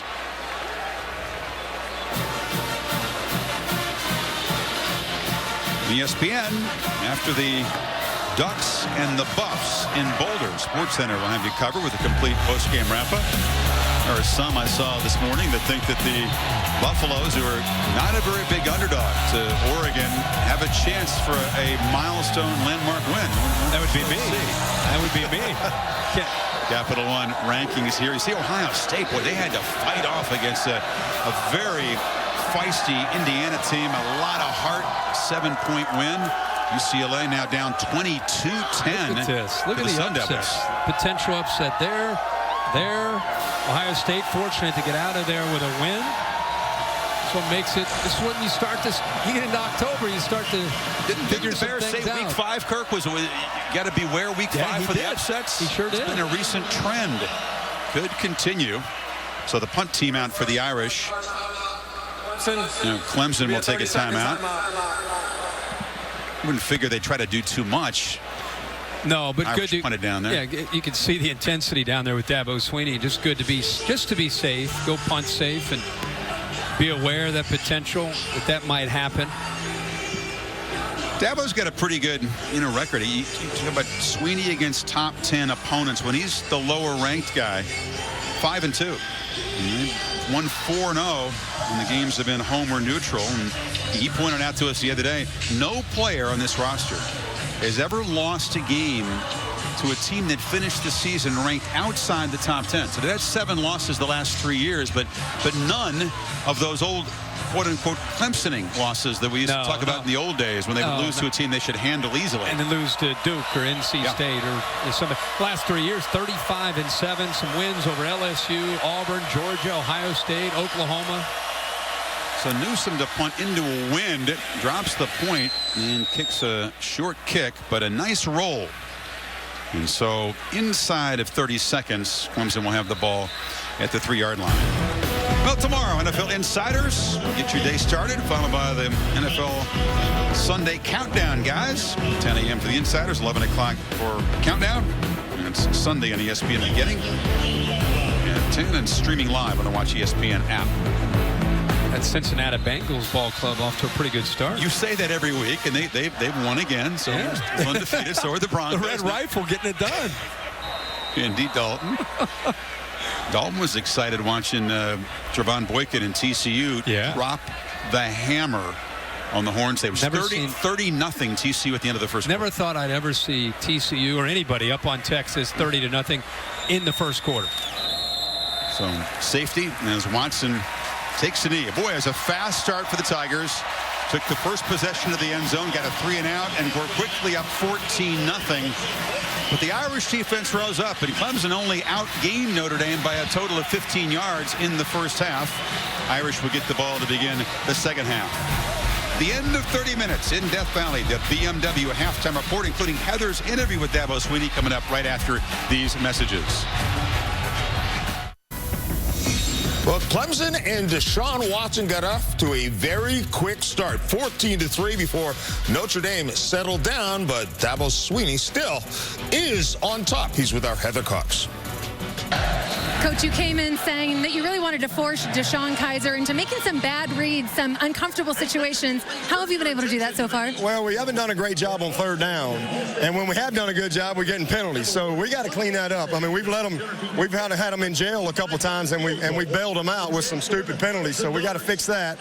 But hey, offensively, love the start with it. We had a couple of field position issues where we were able to flip it back. So hey, we just got to settle in, come out and play a great second half. But we know they're a great team, and it's going to be a great half. So we just got to get in here and get a few things cleaned up. Coach, thanks for your time.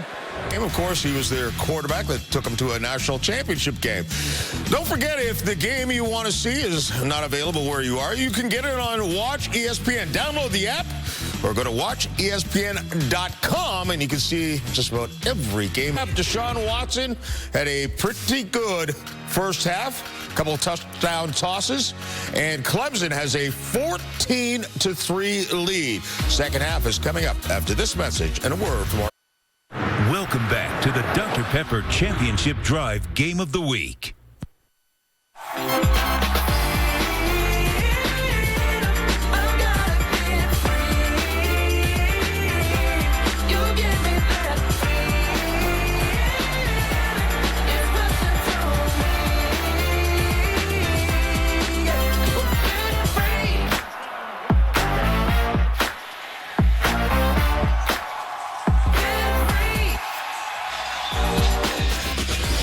Saturday Night Football on ABC, presented by Wells Fargo.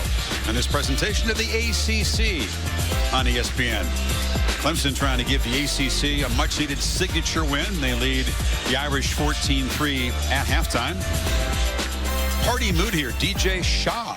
We have a live DJ here. Keeping it going here. Is it a quick start to the party for Clemson? They had those quick 14-point lead, but the Irish methodically kind of getting back in it, Kirk. This is an offense for Notre Dame that's been hitting a lot of home runs in the first 4 games. A lot of chunk plays. 7 touchdowns of 50-plus, but only one really explosive play tonight, and it was a scramble by Kaiser. What can they do to create more of those plays? Well, they came into this game, their bread and butter is C.J. Prosise in their running game, and on the early downs, we talked a lot in the first half. Clemson is anticipating run on 1st and 10, and I think that's where the chunk plays could come in the second half for Brian Kelly. They're going to end up running the ball. They're going to want to run the ball because that's who they are with Kaiser at quarterback. But I think 1st and 10, you got to take a few shots against man-to-man coverage and count on Will Fuller and the other receivers getting separation against that one-on-one coverage and making a play. Robinson had a chance to make a play, couldn't collect a ball at the goal line. Fuller had a big drop on a 3rd down play at midfield. Did not help the quarterback out. It's tough conditions for receivers with a wet football. But Clemson's receivers have had few problems, relatively speaking. Especially early. See if Sanders collects it on the hop. And the freshman follows some blockers, breaks a tackle, loses the ball. And Clemson says they've got it at the 30. The kicker, Lakip, who comes off a suspension, came flying down there, may have knocked the ball loose. I think he did. I mean, he knocked it. Wow. Welcome back to the Clemson Tigers. The guy had a tough start to the season. You don't expect this from a kicker. I mean, this is incredible technique. He put his helmet right on the football. And that is unbelievable play by the kicker, and DJ Greenlee ends up coming up with it.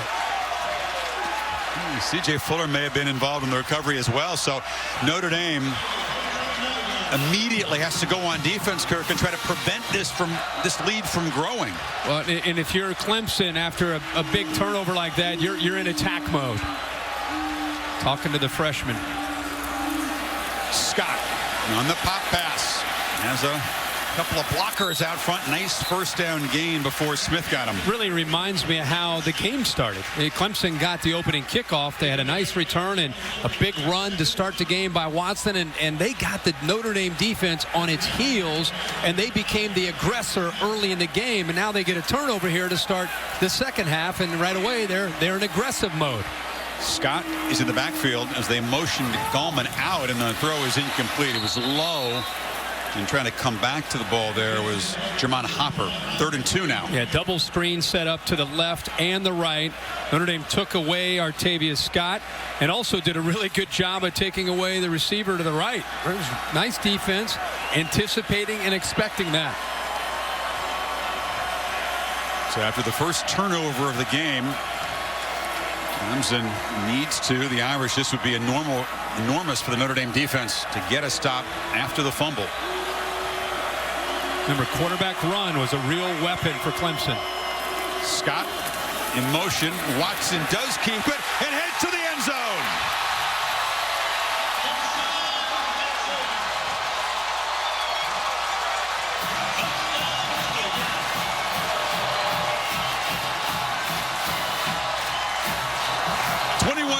Kirk, as you're right, the second half begins much like the first did.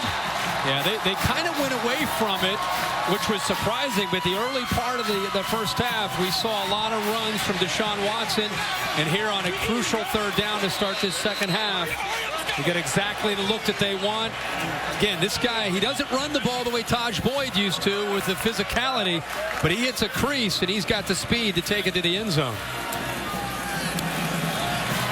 So Watson has thrown for 2 and now run for 1. He's got 72 yards on the ground. And it's all because of this fumble. Great job by the kicker causing it.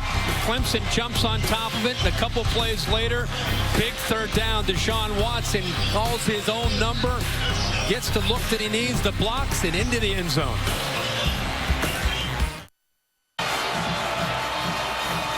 So Watson's touchdown run builds the cushion to the Tigers' biggest of the night, 18. Lakeip the kicker. They're going to keep C.J. Sanders on the return team. And there'll be no return this time. With the 16 days between games, they had a lot of things to work on. They fired a couple guys at the kick coverage team, and they produced a turnover. Let's take a look at our Pacific Life game summary and talked about the fast start, Deshaun Watson, awareness, accuracy, decision-making, and also tonight his legs.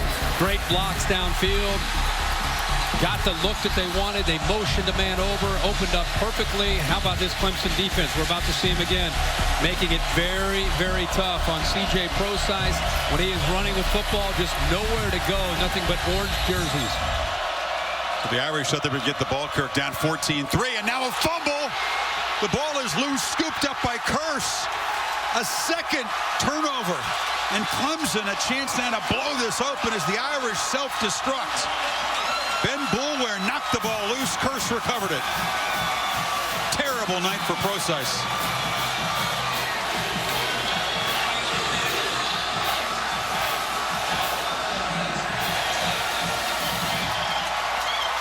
Well, it's been one of those nights for this Notre Dame offense. He finally gets a little bit of room to work with. The contact from Boulware, the club that comes through, the ball is down. They had a little bit of room. And there's the safety, Curse, jumping on top of the football. I'm going to say they get the ball, you think, down 11 to start the second half. With the fumble kickoff, they get it back down 18. And now in the first play, cough it up. Well, this is huge right here to see what happens. And look at all the miscues and mistakes, the things that have not gone their way. But this is big. And I think Dabo Swinney and his offensive coordinators, they sense an opportunity here. Let's see if Notre Dame's defense can step up. Yeah, pump fake. It's a screen in traffic. The catch is made by talented true freshman Ray McLeod, but a short gain. And Jalen Smith, nice job there. Again, he's in the middle of that defense along with Joe Schmidt. And when you're on the ropes like this, and you're on the road, you know, that's where you typically are going to hope that a guy like Schmidt or Smith or Sheldon Day can make a play to help this defense. Watson gives it off to Gallman. It's a short gain. Smith and Schmidt, two buddies who are, they say, on the same page. You almost have a telepathic communication. They're also golfing buddies, but you're exactly right. Somebody right now has to try to turn momentum. If this thing gets to 28-3 in a wet night, you got big problems. Absolutely right. That's why I'm saying this possession right here is crucial for both teams. Notre Dame wants to keep themselves in it, and Clemson's looking for a knockout punch. Soft coverage at the top. He'll recognize that. It's actually he's changing the protection right now, moving a tight end Leggett over, but he's got soft coverage if he wants it to peak at the top. 3rd and 9, looks back to the left, lobs it down the field. Scott with a diving attempt, could not come up with it. Had a chance to make a ball. Is a beautiful throw laid out there by Watson. Yeah, so instead of going up to the top of the soft coverage, he decides to go to one of his go-to guys, Scott. The ball is absolutely perfectly thrown on the outside shoulder. You see the separation. Scott did what he needed to do at the line of scrimmage to pull away from Luke. The ball is thrown to the outside shoulder where he can go away from the defender. He just wasn't able to hold on to the football. Okay, you see the rain coming down. You know, receivers hate to have excuses. We've seen some great catches despite these conditions. As a receiver, you really got to lock in and focus when you have those kind of opportunities. Swinney upset. He sent Greg Hugel on for what would be a 52-yard field goal. The wind is at his back. So even though that's 5 yards longer than his previous best this year, they didn't see the play clock running down and had to spend a timeout. You don't see Dabo get that fired up. He might be thinking about dancing in the locker room later, but right now he is fired up. Oh boy, yeah, we asked. Pull out the Ray, the whip, stinky leg, the whip, the nay-nay. He'll be dancing if they close this win out. You can guarantee that. Oh, he may pull the nay-nay out here on the field. Talking to Heather, they win this game. But now, a 52-yarder. Again, he's got a tailwind here, but this is tough conditions. Seth Ryan is the holder. And it's a fake, or it's a punt. Hugo just takes the direct snap and pooches it down there and shows pretty good touch. Quarterback's got good touch, so does the kicker. Smart decision, but a big stop by Notre Dame's defense after that turnover.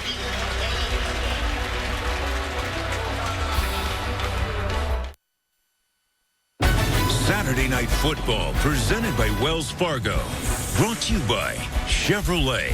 Find new roads. Wells Fargo. On your phone, online, on the go. Wells Fargo makes it easy to get banking done. And Chick-fil-A. We didn't invent the chicken, just the chicken sandwich. Dr. Pepper Championship Drive Game of the Week is 21-3.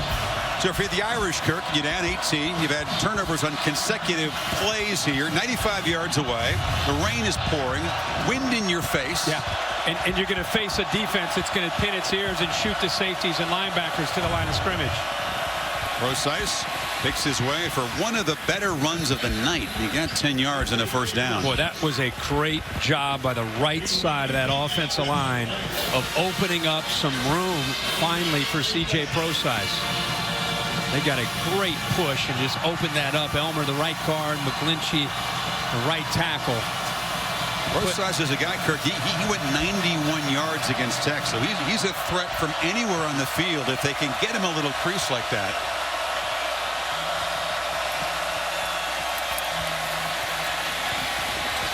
Hard-earned 3 yards. Heather? Well, guys, amazing. Brian Kelly out of the locker room. Nothing. He talked about nothing but the running game, and then boom, back-to-back turnovers.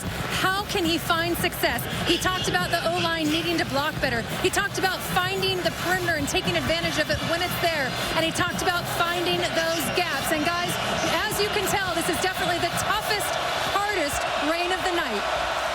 Two tight end look with Prosize, and Kaiser follows again over the head of Fuller, was closely covered by McKenzie, who's winning that one-on-one battle so far. Anyway. Yeah, and Heather touched on something there at the end of her report about the weather, and just from up here you can tell it's like sheets now coming down, rain with that wind. Right now they're facing that wind that's down there. A lot of things going against them. And another 3rd and long.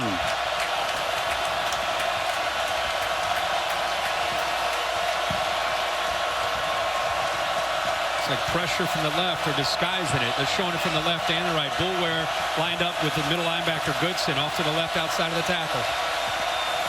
Yep. Here they come.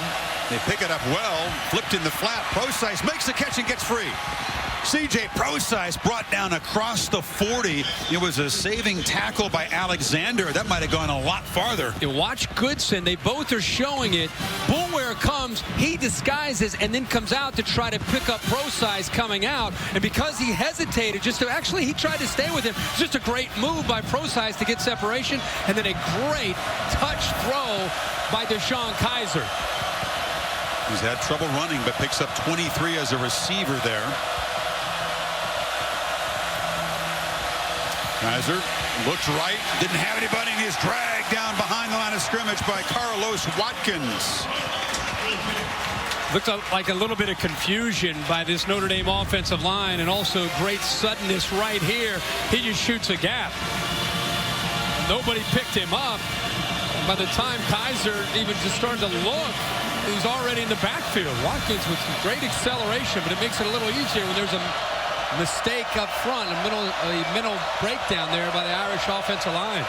Josh Adams is a freshman in the game, takes a handoff, kind of a frustrated reaction from Kaiser after the play. Did he want to pull the ball? Yeah, it's a zone read where the quarterback, you got a freshman running back and a quarterback who's trying to make a read. And when you make that read, the running back and the quarterback have to be on the same page. They have to read the same thing.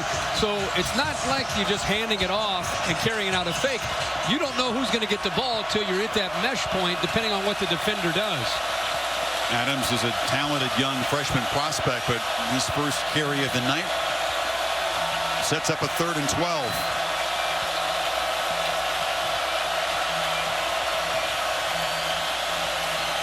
Kaiser steps up. Nowhere to go. Dragged down again. had time initially, but no one to throw to. No, they rush 3 and drop 8. Again, he has people, and it's one of those things that when you have an offensive line, it's going to give you that kind of time. You've got to be able to locate it. His eyes are on 1 or 2 guys. It's hard at his age and with a lack of experience to find the third guy, but rushing 3, and that time Kevin Dodd is able to get there and apply the pressure. You see Kelly asking him, what did you see?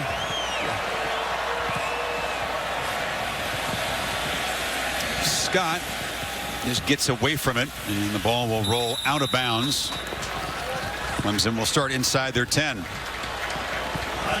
It's the 11th year for Allstate, sponsoring the Good Hands Field Goal Nets. Allstate making contributions to general scholarship funds for each field goal and extra point kicked. Allstate has contributed millions already in scholarship funds. 53-yard punt. Newsome pins the Tigers back deep now. Well, again, if you're looking at the big picture, 21-3. At the very least, Notre Dame was pinned back inside their own 10 to start their last drive. They pick up a few first downs. They get a good punt. Now their defense again. Now they've got to get They got to get a stop and try to get the ball back to their offense. A good field position. Hard running by Wayne Gallman. Pretty good gain on first down. Sean Watson, a game where he's been involved in the run game, which we anticipated. A couple touchdown passes, 72 yards rushing, averaging over 10 yards a carry when he does keep the ball. And of course, the last touchdown they had was him keeping it and getting into the end zone. And second down, Gallman again. And the Irish gang tackle him just short of the marker. So it'll be third down. They'll need a couple.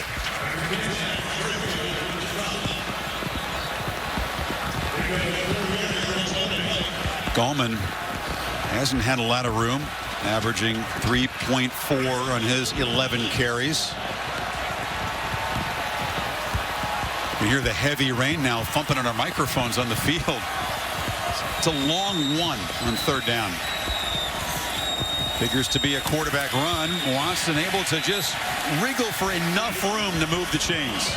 Yeah, I think you and I and Joe Schmidt and everybody else, when they saw Gallman motion out of the backfield, Joe Schmidt pointed to Jalen Smith to be ready.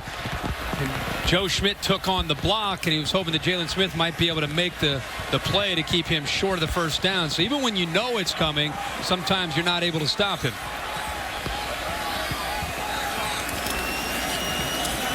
Hand it off to Gallman on the edge. Boy, you could hear the pads pop. It was 9 versus 9 as Smith brought him down quickly. That's fun to watch that. Yeah, it gives you a feel right here to be out in the field. That's some speed right there coming together. Arriving with bad intent, as you said. We didn't see a lot of that last week. No, you're going to see that defense. From 9. Yeah. You pointed on the need for this Irish defense to try to make a play, turn things their way. Watson rolling, and he's brought down, hammered really hard outside the pocket there. That's what makes Clemson fans really nervous. As Tillery arrived and had help. Yeah, and you're talking about a guy that had ACL surgery just 10 months ago. So, he's put some weight on. Last year, as a true freshman, he was slight. He was 195 pounds. Now he's up to 210 pounds, and you could just tell. We haven't seen him since last year. When you see him on film, it's one thing. You see him in person, he's gotten thicker, but still, you hold your breath with a guy that had an ACL 10 months ago. Rolls out on third down, fires near side, tipped. Is it a catch? No ruling yet. They're talking about it. Yes, on a tip. Renfro came up with it. Irish are arguing he was juggling the ball. Clemson trying to play very fast, see if they can beat a potential replay review. And a lot of times that'll make the officials stop the action, in which they do. Joe Ryder is the replay official. Completed pass. That play is under further review. They're right next to us over here. Watch Renfro, Chris. This is like backyard football playing in the slop in the rain off of 2 players. And it's going to come down to whether or not did he have possession when the left foot was down. I don't think so. Let's take another. This will be a good angle because he initially. You can't see that. You can't see that. And not only that, Chris, he initially touched the ball. He possessed the ball, and then it looks like he let go of it. This is a very big ball. Watch the ball. See how the ball left his hand? So I think by the time it left his hand, he ended up losing possession of it. Why? Maybe the best angle here. Right? Yeah, I think he's got possession after he's already out of bounds. See, people think it's not about that, because I'm telling you, he loses the ball and now his feet are in the air. I don't think that's a completion. It's a huge potential overturn. It would be 4th and 7. Again, watch the ball. Taken away. Watch the ball. It's in the air, and then his feet go into the air. You're right, though. He was right there with an opportunity to make a play that would have moved the chains. It's nothing like calling a game here at Clemson when the fans are about 6 feet away, turning to you and I, saying, "Is it good or not?" Can we shoot if you signal incomplete, they don't like you very much. I gave them the sign, like, I don't think it's good. They're like, come on, let's see him down here. Yeah, they're all see him right here. Yeah, everybody wave. All of our friends. Wave to the stage. You guys are on. There you go. They should be looking right over here. Those are the guys making the decision, just off that direction. Yeah, I think it's an incompletion. That's the Sorry, replay I'm telling official. him. Incomplete, guys. There's Joe Ryder nodding his head. Leave us with the guys next to us. We're not cheering in the press box. No, Renfro, very sure-handed receiver, made a tough catch in the rain earlier. Let's bring our rules expert Dave Katai in. What is your opinion of what you've seen? Well, Kirk and Chris, it's very close, but I have to agree kindly with you. That left foot is on the line, and he's juggling it. Watch the ball go into the air, Dave, right? Right there. Not here, there. See it? Right there. Yeah. And he, to me, does not have possession in bounds. Yeah.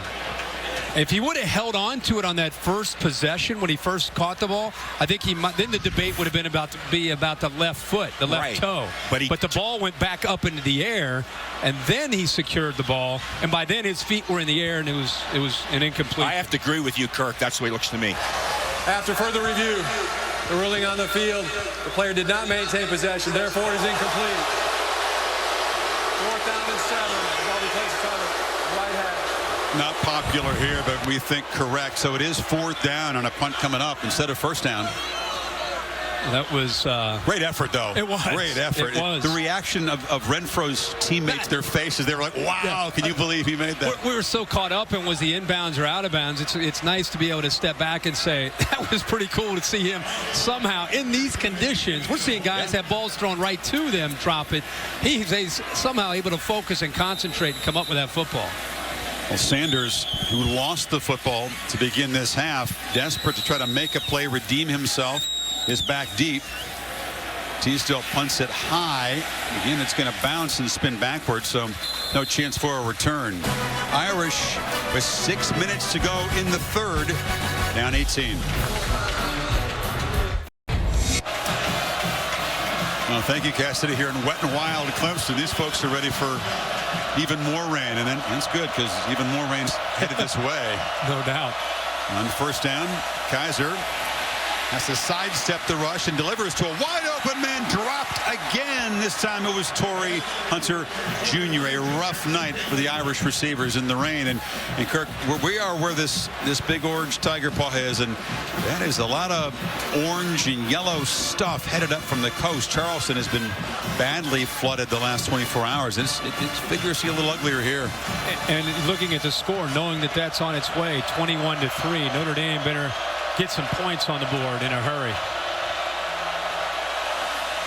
Adams takes the handoff and is hit immediately in the backfield. A flag comes down. Kevin Dodd is joining Shaq Lawson. Both defensive ends having strong nights. A Notre Dame player ran onto the field.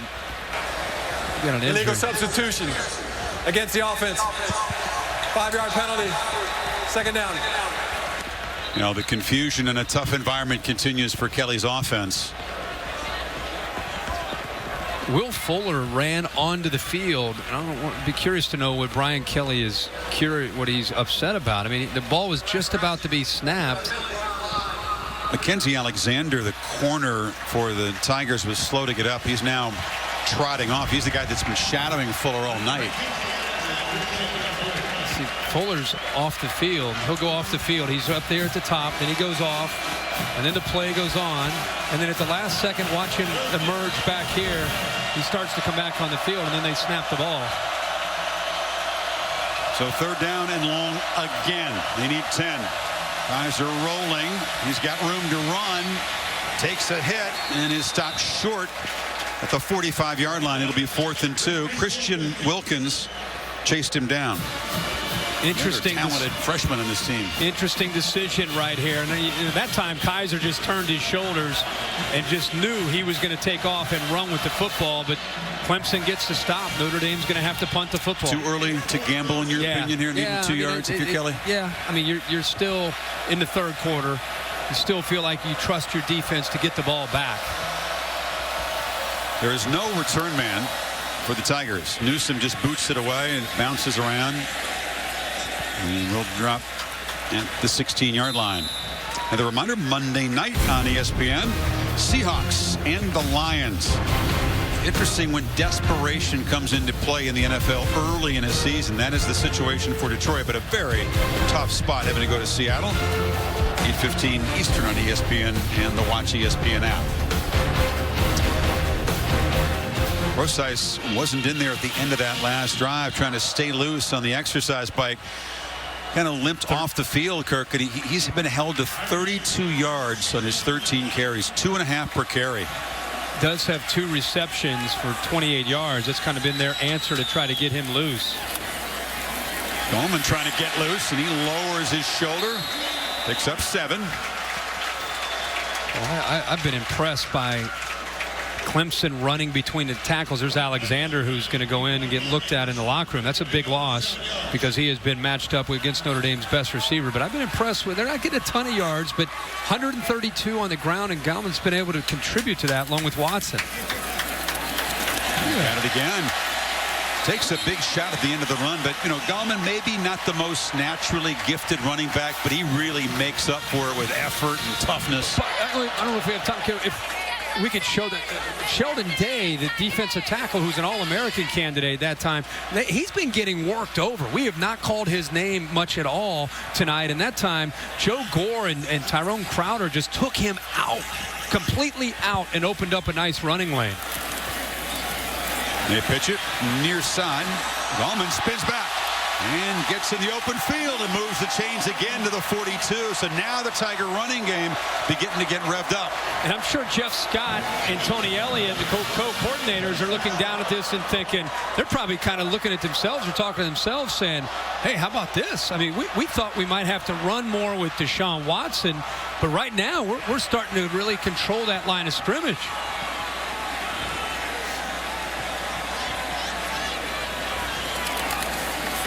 You feed Gallman again, who gets the edge. We wondered which offensive line, Kirk, would have success against the opposite D-line. It's been Clemson so far. It really has. And if you watch the first 3 games for both teams, you would never have anticipated. You would have thought, the scheme and the tempo could be an equalizer, help Clemson. But that offensive line deserves a ton of credit for the way they have played in this slop against a talented front 4. They moved 34 yards in the drive, all of them by Gallman until that keeper by Watson. So it'll be 3rd down and short about midfield. Notre Dame has played this year. They have played well, and then they'd give up a big play, more often than not through the air. But they have played well. They've shown you what they're capable of doing, especially up in the front 6. I say 6 because most of their outside linebackers walked out because of the spread looks that they see. So Watson checks the play card in 3rd and 3. Zach Brooks is in the game. Watson just takes off, breaks a tackle, moves the chains again. Dabo Swinney told us, hey, the gloves are off. The knee is healthy. Deshaun feels good. This is a tough opponent. We're going to have to run him tonight. And the timing on that quarterback counter play was exceptional. Tyrone Crowder, the right guard, pulled it through. Zach Brooks, the running back, had a nice block. And that opened up perfectly.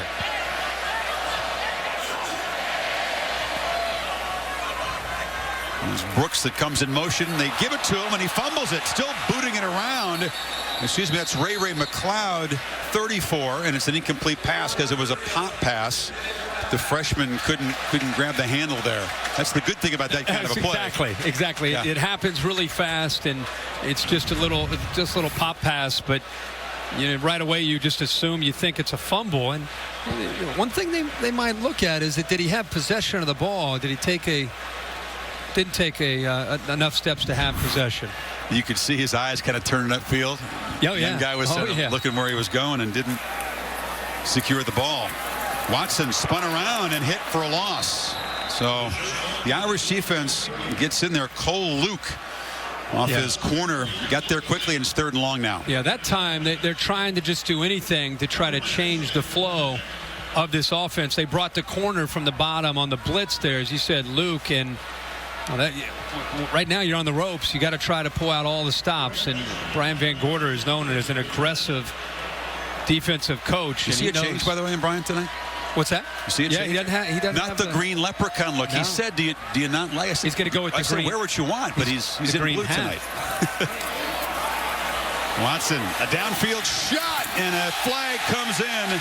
Hunter Renfrow was tackled by Kavari Russell.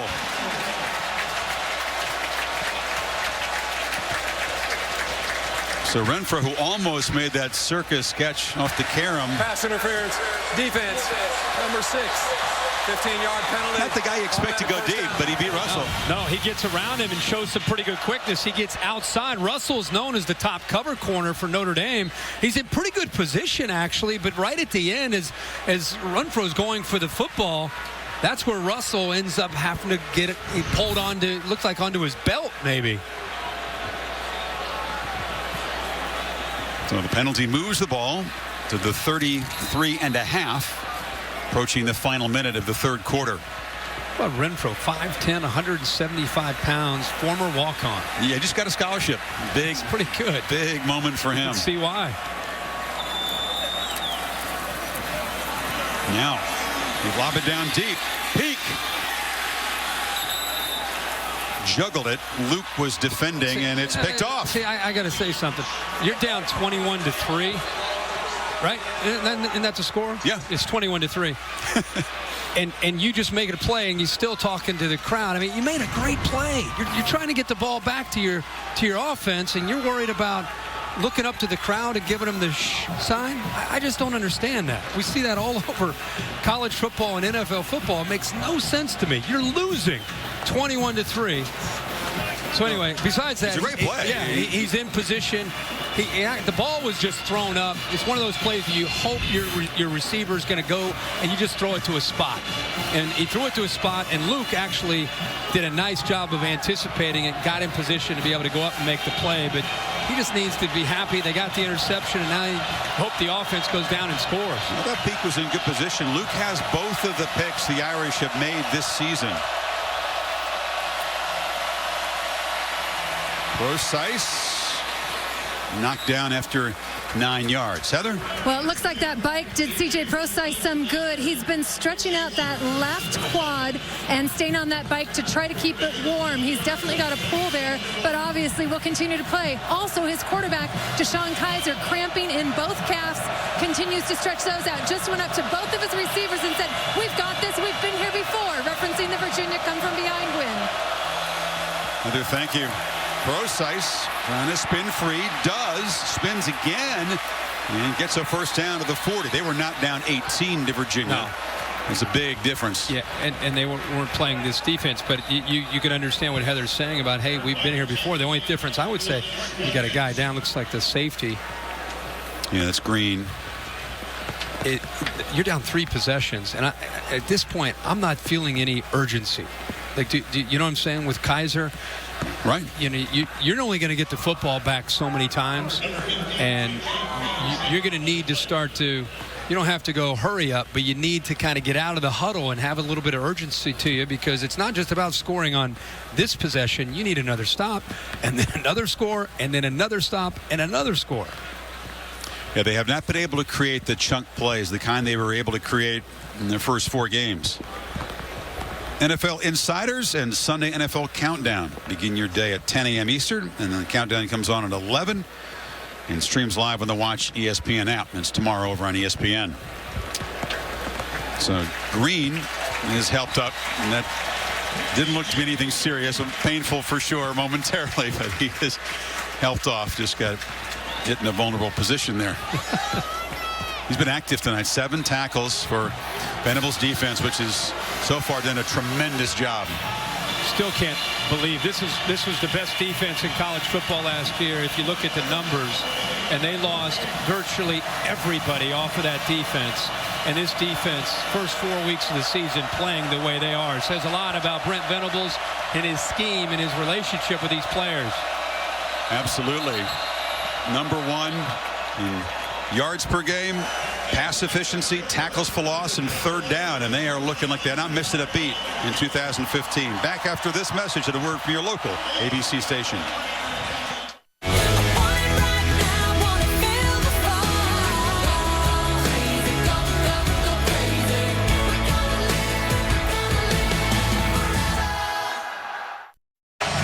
Beginning of the final quarter, this presentation of the ACC on ESPN. Clemson, one of 6 ACC opponents the Irish are playing this year. And the rain has not dampened the spirits. It's still a rowdy party in Death Valley. And a long hill to climb for the Irish. Kaiser has time now, decides to take off and slides down at the 45. It's a good first down gain. But you'd like to see him, Kirk. I'll ask you, and again, how do you create a chunk play? The problem is Brent Venables is a smart guy. He's got 2 safeties that are deep, taking away anything thrown downfield unless you can throw it over the middle of the field. Or you can try to hit a slip screen. But Brent Venables knows they need to hit some chunk plays. He wants to make them have to drive the field for everything that they have. Venables in his 4th year. His defense has improved its points allowed every year. Well, Kaiser gives a fake and loops it down wide open. Is Procise on the sidelines, stays in bounds and scores. So there's that chunk play for the Irish.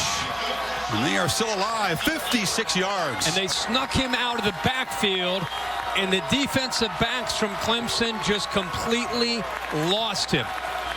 They had their eyes in the backfield. They didn't feel him sliding out of the backfield at all. I think they were so concerned about Will Fuller and the other receivers that he just got lost. And Travis Blanks, number 11, tried to catch up with him, but just he got behind him. See if he did stay in bounds. He tight-roped down the sidelines. For a touchdown. That play is under further review. Did not see him touch the sideline. Was very close right after he made the catch. Oh, this will be a great look.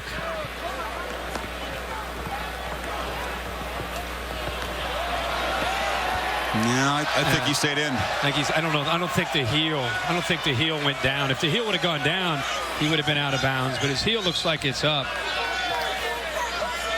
Dave, we'll ask your opinion what Joe Ryder is going to decide here. That's a touchdown.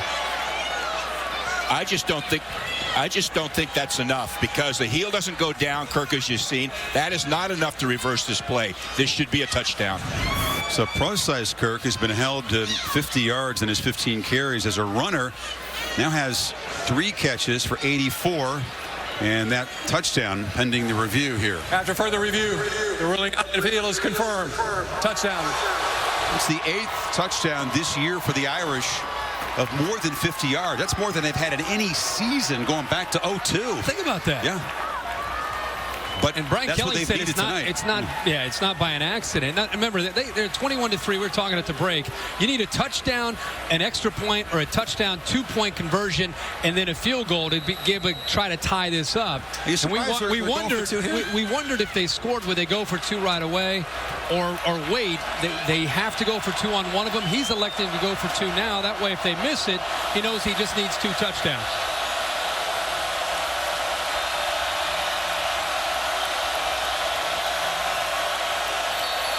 Oh, timeout. Oh, timeout. Boy. Notre Dame.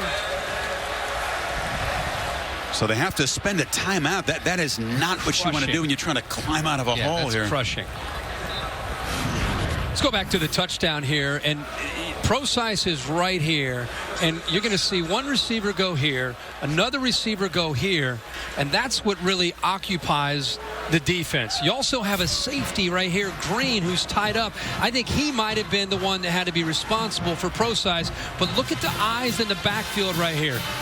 Nobody really keeping an eye on Procise sneaking down the sideline, and then by the time they react, he's got the speed after making the catch to be able to get into the end zone. But they just simply lost him. Too much focus on the receivers. Let's see what Kelly cooks up after that nice little play. He talked about how smart Venables is. Kelly kind of tricked him that time. Well, yeah, exactly. But on that two-point conversion, you waste a timeout. It looked like they had 10 players out there. I think he was waiting on Corey Robinson to be out there. Procise to the right of the quarterback, and Robinson goes in motion. Kaiser looks that way, throws it to the tall guy who can't get it. Robinson is 6'5", and that went off his hands again. And he put it exactly where the big man could go up and climb the ladder and make the catch. He just wasn't able to hold on to it. Irish score in the big play, but not a real good sequence for Corey Robinson. Turkey pointed out he wasn't on the field. He had to spend a timeout, and then a very catchable pass. Yeah, I mean, that's big to be able to get this game within 10 points. And I think Brian Kelly not only upset about the drop, I think it has more to do with having to burn a timeout on a two-point conversion in a game where you're trying to play catch-up. You need all three of those timeouts. Newsome boots it. Fuller and Green are back. This is Scott taking it across the 30-yard line. Is our Pacific Life game summary, Kirk? Look at the quarterbacks. Yeah, definitely. You got to look at what Deshaun Watson has done, and the numbers aren't going to blow you away, but I think he's just made the plays that he's needed to make at crucial moments, and the 3 touchdowns. And for Kaiser, a young guy who is literally learning with every single rep that he takes against a very aggressive Clemson defense, but give him credit for hanging in there. The guy is battling tonight against a defense, as I said, is kind of have the Notre Dame's offense's number for most of the night. And Watson back out there off his 4th interception of the season, throws it near side, and the catch is made by Ray McLeod, and the freshman out across the 40 is near the marker. Ray McLeod is going to become the next great one, you would think. A true freshman out of the Tampa area. He, along with Artavius Scott. Think about Artavius Scott, Clearwater. Ray McLeod is Tampa. Kane from Deion Tampa. Kane from Tampa. And who opened the door? Sammy Watkins from Fort Myers. They try Gallman. He cuts back inside, breaks the tackle. Gallman, the midfield. And finally chased down inside the 25-yard line. Max Redfield saved the touchdown, but Gallman gets loose for his biggest run of the night. Giving up big plays, that theme kind of continues. There's some poor tackling, great effort here by Gallman, but boy, Kavari Russell's got to be able to make that play. He was right there and just kind of got his hands on him, but didn't secure the tackle. And all of a sudden, Kirk, after that 33-yard run, Gallman's closing in on 100 yards. He's got it again. And not get the edge. His run down there by Shoemate for a loss. This defense, it's been on the field a lot. It's been tested, and it's really surprised me, to be honest with you, to see this defense give up some plays in the trenches. I mean, they have coming in. I think they had a great deal of confidence in how they matched up. But there have been times where we've seen, even in the second half, that offensive line has kind of asserted themselves, and they're not in a hurry at all as they work that clock. C.J. Fuller, he's the freshman back in the game now. We got 3 running backs who go by C.J. in this game. Davidson, Fuller, and of course Procise, in a place where C.J. Spiller may be one of the great Clemson players ever. Dabo's thinking of C.J. Spiller. If he's that good, we got to find a few more. Give me every guy named C.J. who's a running back. Well, yeah. It's 3rd and 10 now. Tigers have been a little bit more efficient tonight on 3rd down. 5 for 11.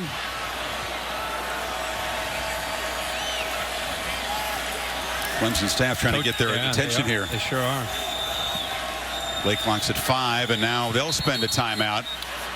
coaching staff spotted something on the other side, Kirk, and wanted Watson to notice it. Yeah. They're actually trying to get there was certain coverage that they saw that they wanted him to go to that play, and he was just a little bit confused, so he called the timeout. Saturday Night Football, presented by Wells Fargo. Brought to you by Pacific Life. For life insurance, annuities, and investments, choose Pacific Life, the power to help you succeed. Ford, we go further so you can. And Jiffy Lube, experts around every corner to help you leave worry behind. A lot of folks having fun with the rain here in Clemson. Of course, many folks in this state and other states in the Atlantic Seaboard are seriously affected by the flooding. The rain really doesn't have a lot to do with Hurricane Joaquin. It's just a combination of rivers running high and tide coming in. This is Watson now, a safe play in the rain. He keeps it and makes a nice gain. I was just going to say, you're up by 12, and it's not just about converting and getting a first down. It's about trying to give yourself a chance at a field goal to go up by 15 points. You go up by 15 points, and now Notre Dame, it's a two-possession game. They've got to, again, score the touchdown, get a two-point conversion, and then score another touchdown. So it makes a lot of sense what Dabo Swinney did there, just running around the left side. Clearly, this kicker likes it from the left hash.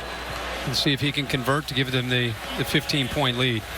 35-yarder for the walk-on Greg Hugel, who is 4 of 5 this season. First attempt. They got to hurry. Unless they want to spend a timeout, it's going to mac 5 yards. They did notice it on the sidelines. A full sprint for Swinney down there to spend the timeout. Feels a lot better about the field goal at this range than 5 yards back. Okay. Good wheels by the coach. Well, he's going back to his playing days.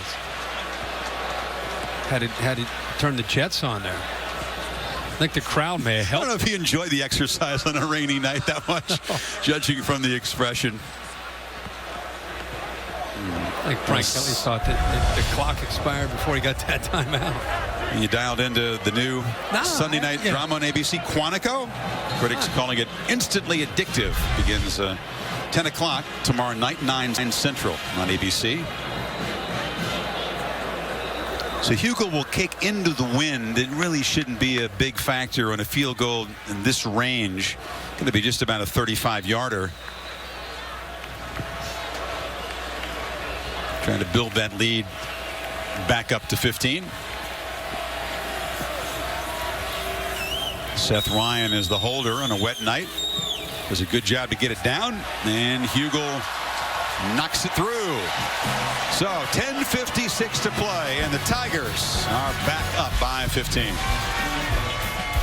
3 at Arizona State. Cassidy, thank you. That Bruins team, Kirk, was so impressive in hammering Arizona on the road last week. But we knew it was going to be tough in the Pac-12 to go through unscathed, and they dropped for the first time. We're looking around in these first 4 or 5 weeks, and Malik and I were just talking there at the break about, I think he said it was 07. It's going to be one of those years, even with a loss, you're not out of it. No. Teams are going to lose. It's a short kick, very short kick into the wind, fielded.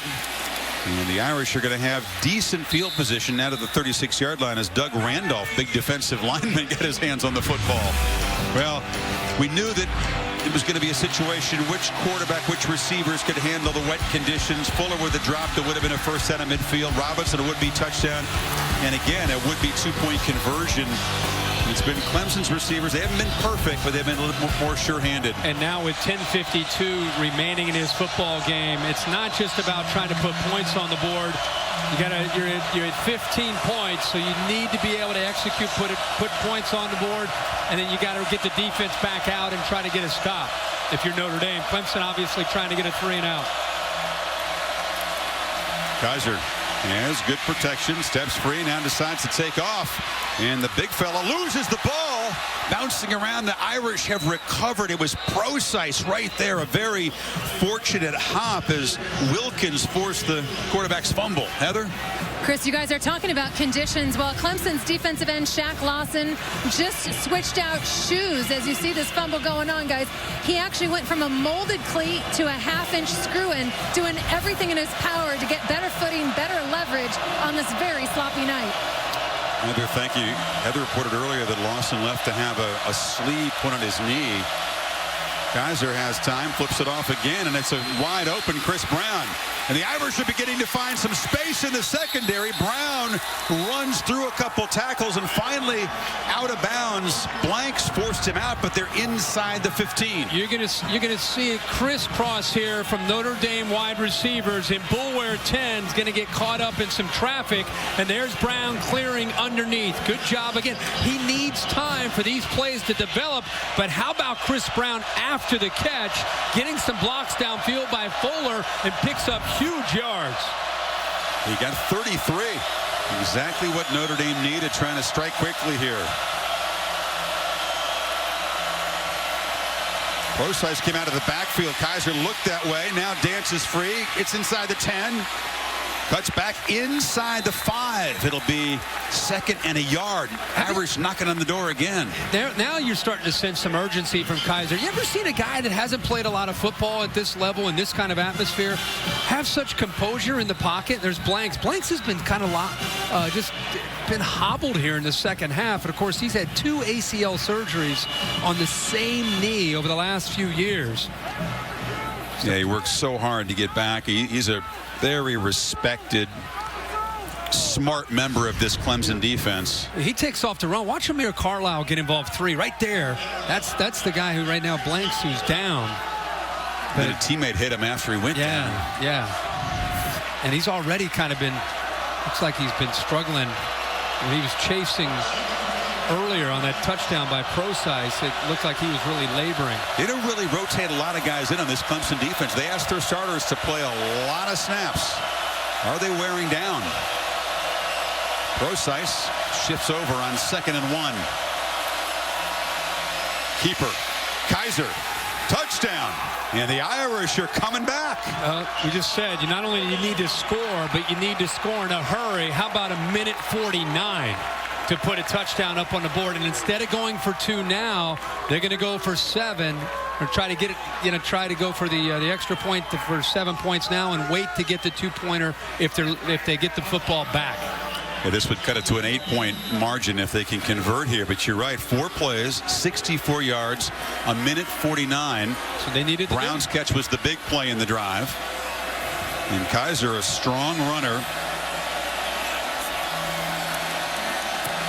And remember, he's been the comeback kid against Virginia on the road. And he said, guys, we've been here before. He just keep these guys in it. Just really impressed with what he's done. Not a great night, but he's hung tough, and he's given his team a chance to come back in this game.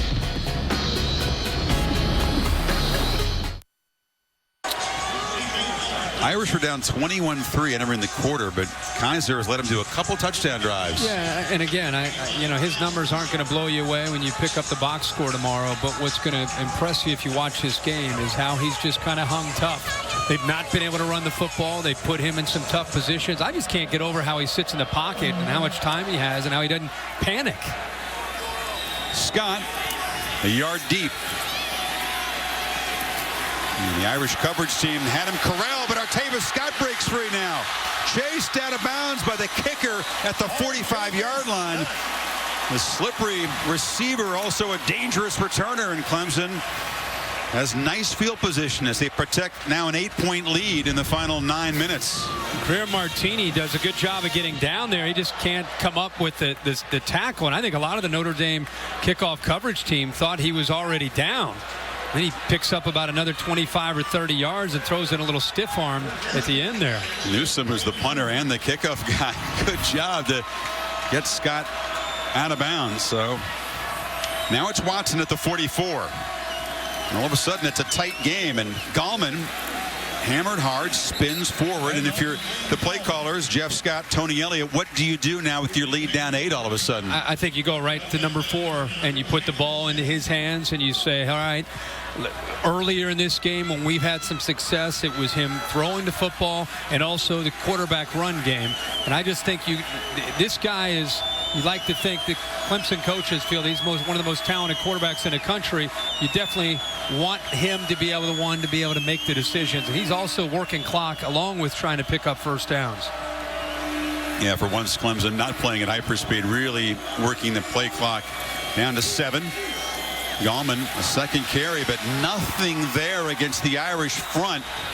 It was big Isaac Rochelle, and it's 3rd and long. The one thing I think you have to be careful of with still 8 minutes to go is getting a little bit out of character. You know, you start to change your tempo and you start to change the mentality of this. The offense is used to cranking. They're used to having that kind of go mentality. And with 8 minutes to go, I don't know. It's a little bit. There's still enough time, but I don't think you need to really work the game clock that much. Cloud comes in motion. Watson hands, flips it short. Catch made, but it hit immediately. Eliza Shoemate knocked down. Leg at the tight end, and Clemson going to have to give up the football now. Yeah, Shoemate made a great read, and it looked like Watson felt that Leggett was going to slip out and nobody was going to pick him up. You could see at the top of the screen the entire time Elijah Shoemate has been seeing that counter boot one too many times. They scored a touchdown on this play earlier. This time Shoemate is right there as soon as he makes that catch. And clearly down before the fumble came out.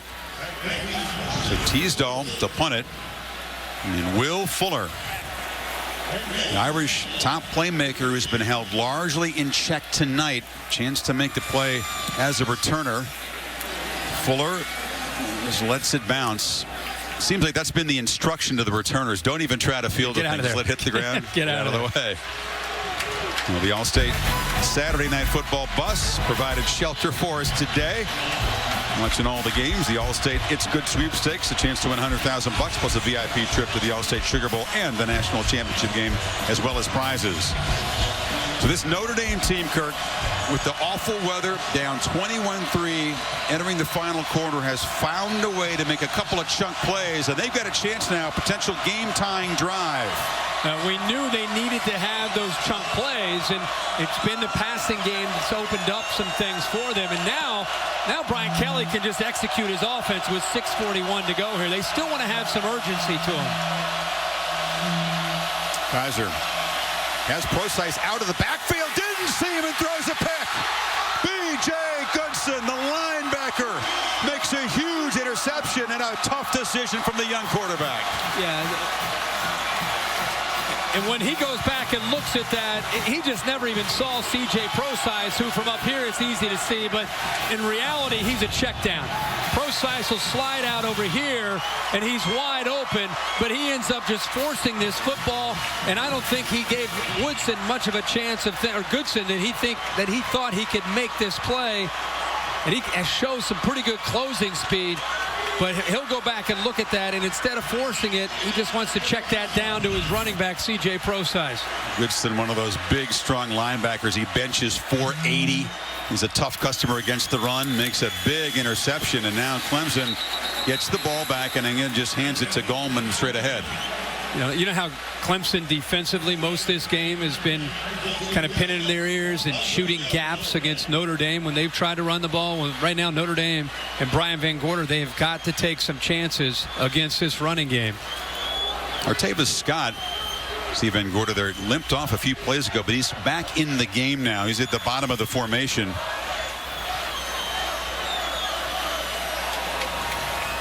See if they have Watson throw the ball here on 2nd and 11. Inside of 6 minutes.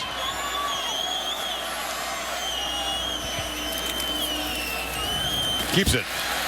Gets a crease. Watson takes a hit, slammed down 2 yards short of the marker. It'll be 3rd and 2. You know, because they've been able to get Wayne Gallman going, now when he carries out a fake, he's had 2 or 3 defenders chasing him down. This is when you really have something going. There's 2 guys that are just completely gone. In fact, he got tackled. He got hammered, and it opens up some room there for Deshaun Watson to run the football. Deshaun took a hard hit himself at the end of that play.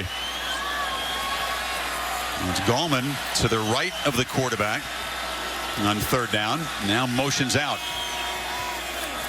Watson running all the way, but running right into traffic, dropped for a loss.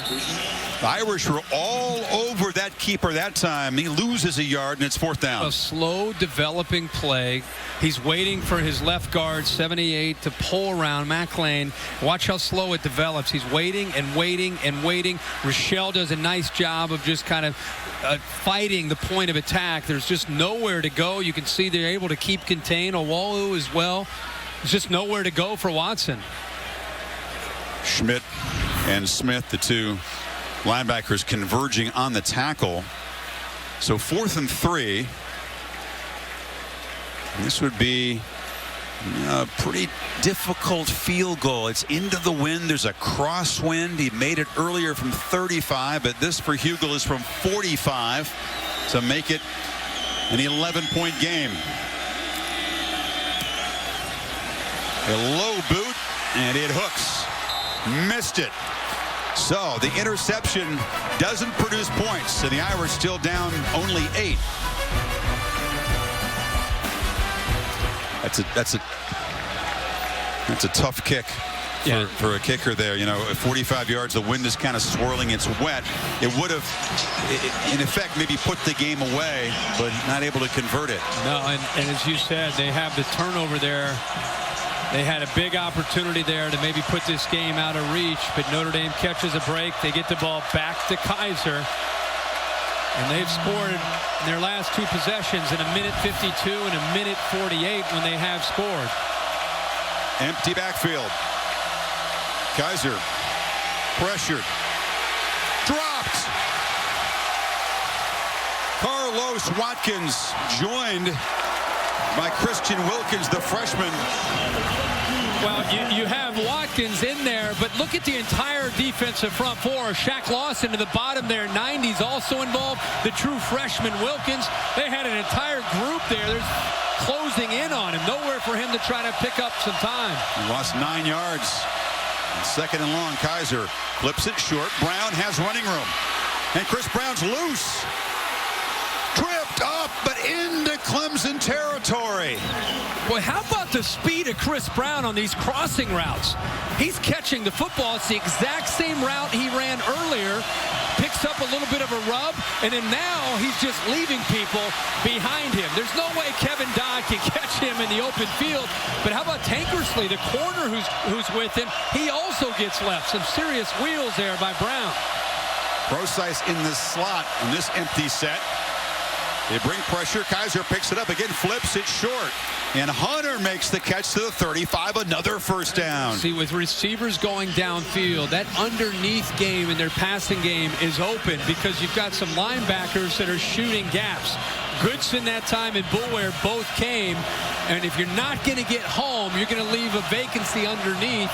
Good job of finding it and then just dumping it down for that 1st down.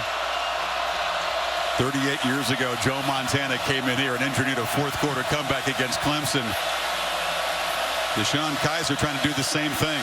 Robinson's in motion. Fuller has the catch on the edge and has some blocks, and he's loose. Fuller swerving to the secondary, down to the 11. When was the last time you watched Notre Dame football with this kind of speed on the perimeter with Chris Brown and Will Fuller both?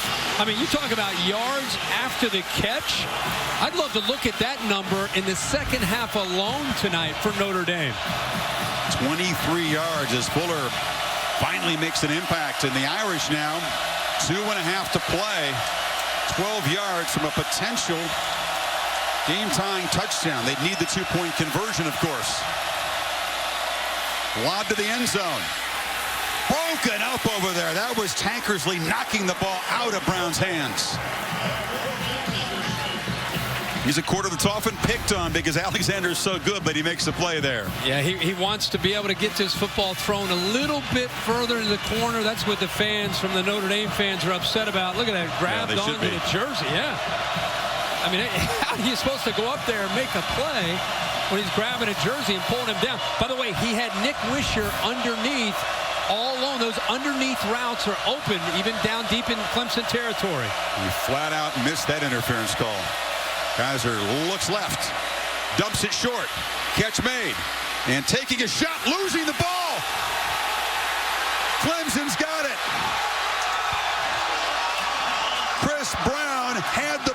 was headed toward the end zone for a potential game-tying touchdown, and it was knocked free.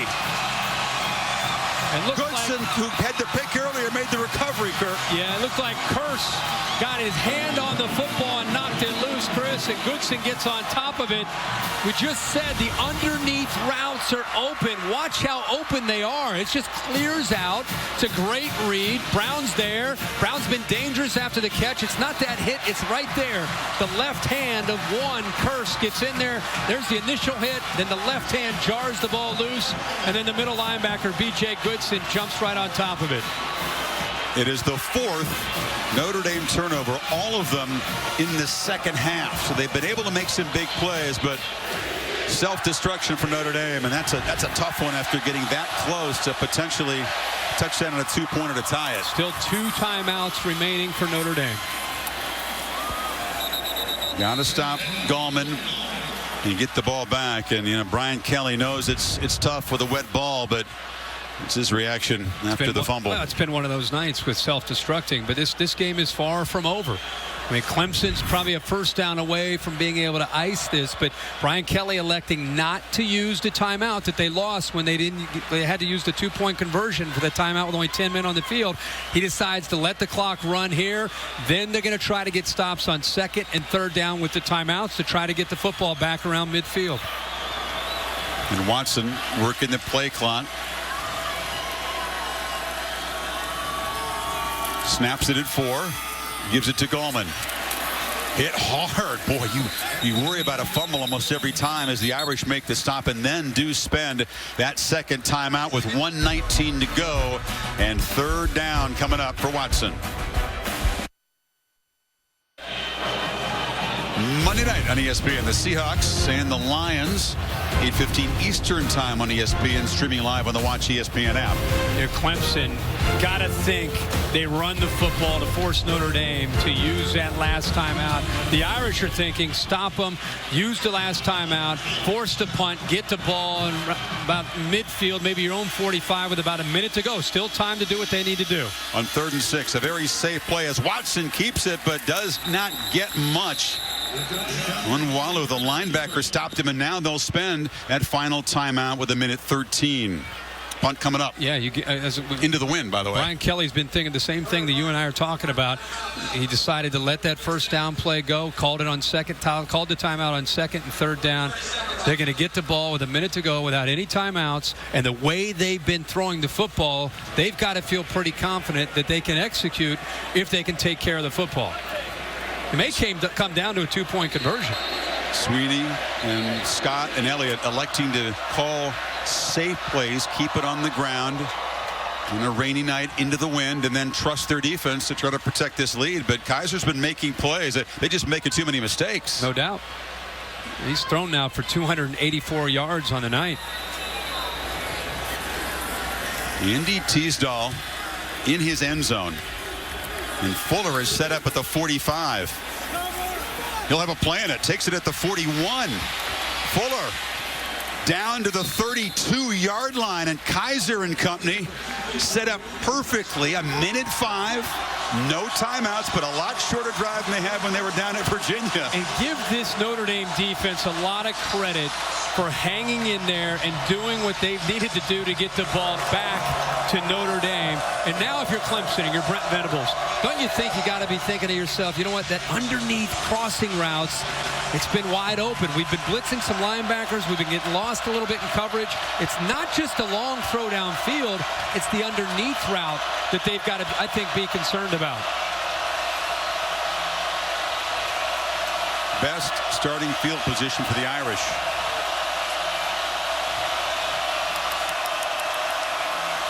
Snapped it at 1. Lost the ball.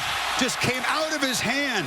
Okay, remember, no timeouts. He's got to have some urgency here. They work on this. He doesn't have a ton of experience in this other than the Virginia game, but he's got to crank. This is where you really got to have some intensity.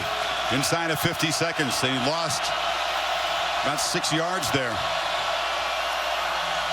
Kaiser steps up, Flips it short, incomplete, out of Brown's hands. That actually is the best thing that could have happened to Notre Dame, because if he caught that football, then he's tackled in bounds and they don't pick very many yards up and the clock just keeps going and going. Clemson doing a good job right now. They've got 8 guys in coverage and they're trying to keep Notre Dame in bounds. They want that clock to just keep going. 2 plays to get 16 yards and keep hope alive. Kaiser cannot take a sack. He's got to be aware of that. He's got to throw it away if he feels pressure.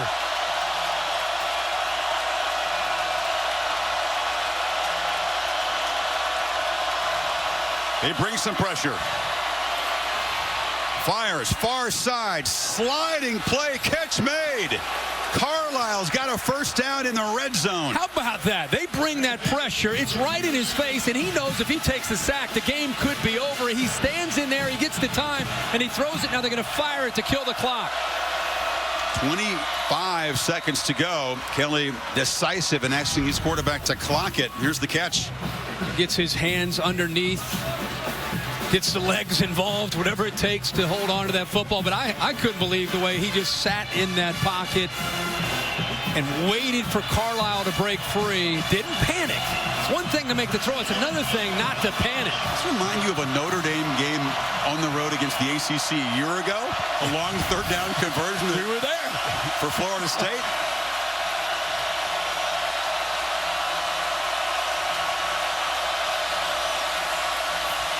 Kaiser flips it near side. Procise breaks a tackle. Gets down to the 2. Clock stops with the first down. A missed tackle there by Clemson. They had him inbounds and short of the first down. They were not able to pull him down. How about the strength there of Procise? Well, Clemson wasn't even set. They were trying to clock the ball, but the chains really weren't even set up yet. And so a flag comes in. Clemson has 12 defenders on the field. That's a problem. Yeah, that's not good. You're kind of torn, I guess, as a coordinator, Kirk. You're trying to get your short yardage package down there from the 2-yard line. Right. Illegal substitution. Defense. Half the distance to the goal. Still first down. What do? Do you dare run the ball with no timeouts, or if you get stopped short? I don't think you can. I think you've got to trust the quarterback. He has had the football in his hands. He's made good decisions, and if all else fails, he also has a big body, and he can go for that goal line and try to use his legs for a touchdown. Any play tackled in bounds is serious trouble, though. Game's over if you're tackled in bounds.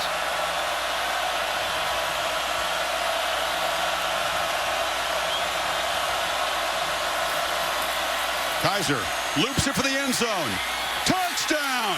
Torrey Hunter Jr. with 7 seconds to play. The Irish are a 2-point conversion away from overtime. Chris, you mentioned last year's Florida State Notre Dame game. How about this? How about this right here? Perfectly executed to open it up. Exactly the same situation, the same side of the field, but this time Will Fuller, give him credit. He looks into the quarterback instead of looking at the defensive back. Perfectly executed by Notre Dame. Ironic, a year later, the exact same corner of an end zone with a game on the line. They still need 3 more yards to force OT. Kaiser rolls, runs into traffic, and comes up a yard short. Boulware, Watkins, and the Clemson defense rises up to hold off a furious Notre Dame rally. Interesting call by Brian Kelly, relying on the feet and the legs of Kaiser. This is all about the defensive line of Clemson. Watch Dodd and watch Watkins work here, and then you have the safeties and linebackers come in and help out. But a great job up front. I mean, Kevin Dodd, 98, would not. Look at the extension there against the tight end, Wisher. He just throws him back into the quarterback. Boulware's involved. You saw Blanks get in there. And, of course, you saw Kelly's disappointment, Watson's relief. You know, the decision by Kelly to go for 2 early in the fourth quarter and to get that first touchdown will be questioned now the way things eventually worked out. No doubt about that. And now you go to the last second here. With 7 seconds left, you had an unsportsmanlike penalty here on Clemson. So Notre Dame is going to be kicking from midfield for this onside kick. And if it's a slippery field, it's wet. If you kick this and you somehow recover it, at least it gives you a chance at either a Hail Mary or a really long field goal. Well, Cassidy Hubbard will be along in the studio with a Ford wrap-up show right after the game. We have reaction to this one. Early in this quarter, Clemson rolling. Up 21. They thought we can think about heading home early on a rainy night. The Irish made him play right down to the end. But just like the game we referenced a year ago in Tallahassee, it looks like a Notre Dame perfect season is going to come to an end with a close call on the road in a tough environment against an ACC team. Well, let's see how this onside kick goes. Well, this is the freshman kicker, Justin Yoon. They practice this all the time, trying to get that perfect hop.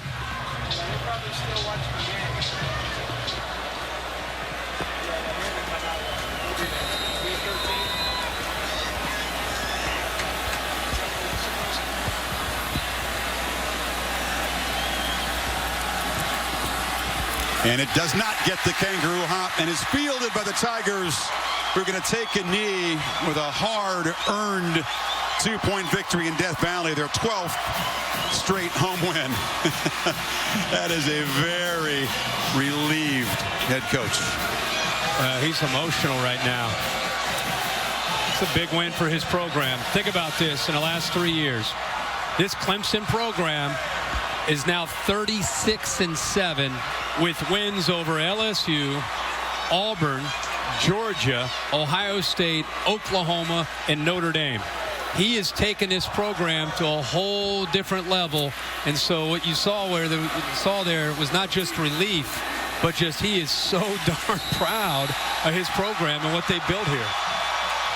Yeah, forget the stats. Clemson is outgained big time. Notre Dame mistakes crucial for second half turnovers, but they played with a ton of heart and resilience on the road. Kaiser, who helped lead that comeback, coming up 1 yard short on that 2-point conversion carry. Yeah, that's really what you need to take away from this game. It's a huge win for Clemson early in the year at home against a good Notre Dame football team. But Notre Dame, with Kaiser at quarterback on the road in these conditions, down big, looking like they didn't have any chance at all. They had 4 turnovers. They're outgained by over 100 yards. How in the world is that football team going to have a chance to come back and have a shot at a 2-point conversion and getting it into overtime? But they did it. So give them credit. They can build on this. You know, the Tigers have some tough folks ahead. Georgia Tech is up next here in this field. They got hammered by the Jackets a year ago, but Tech is struggling. Clemson, Kirk, with the loss ahead of them in the rankings, 4 of the top 8 teams, a chance to really jump up in the rankings and become a big part of the conversation for the potential playoff talk. And the Irish, with a tough schedule, not necessarily out of it with a 2-point loss on the road. Yeah. You saw how emotional Dabo Sweeney was a moment ago. He's now with Heather. Chris, thanks so much, Dabo. Congratulations. What does this kind of a win do for your program? Well, it makes us 4-0, and it keeps us on track for what we're trying to do, and that's, have a great season. Hey, hats off to Notre Dame. We had them down. They fought back. That's what great teams do. Well coached. But, man, I'm just so proud of our team. That's what it's all about. It ain't always perfect. But what I told them tonight was, listen, we give you scholarships, we give you, stipends and meals and a place to live. We give you nice uniforms.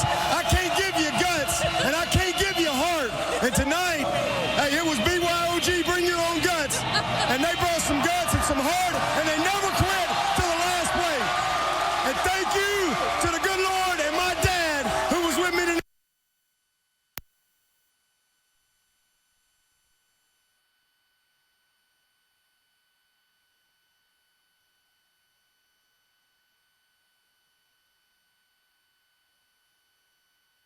play. Just freaking play this play. Don't worry about our screw-ups. Play this play. Win this down. And, just happy they never quit. But, again, great effort by Notre Dame. But let me just tell you, rain, sleet, or snow, Tiger Nation, they show. And they were here tonight. Great job. We're going to do the whipping 98. You want to do it? Sure will. Forget the whipping. Bring your own guts, guys. Well, there will be a dance. Just check YouTube tomorrow because Dabo's going to get down in the locker room after that win. I thought he might pull the whip out down on the field there. Well, he's going to get nutty in that locker room. He knows it wasn't perfect. They've got a lot of things to correct, but it was a resilient defense that had been burned a bunch. I mean, Notre Dame was moving up and down the field, making big plays, and had come very close. They do force the 4 turnovers in this second half. They didn't limit Procise on the ground. They got in the backfield a bunch, Kirk, but boy, they were really tested a yard away from overtime. Well, it was the first time. Remember how you and I were just kind of marveling at what they had accomplished, for losing their entire defense from a year ago and how good they've looked up to this point, where they got vulnerable in the passing game. Kaiser ended up throwing for over 300 yards tonight. And that aspect is what Brent Venables is probably going to work the hardest on to get his team ready to continue to try to improve. The AT&T strong performance, just enough for Clemson.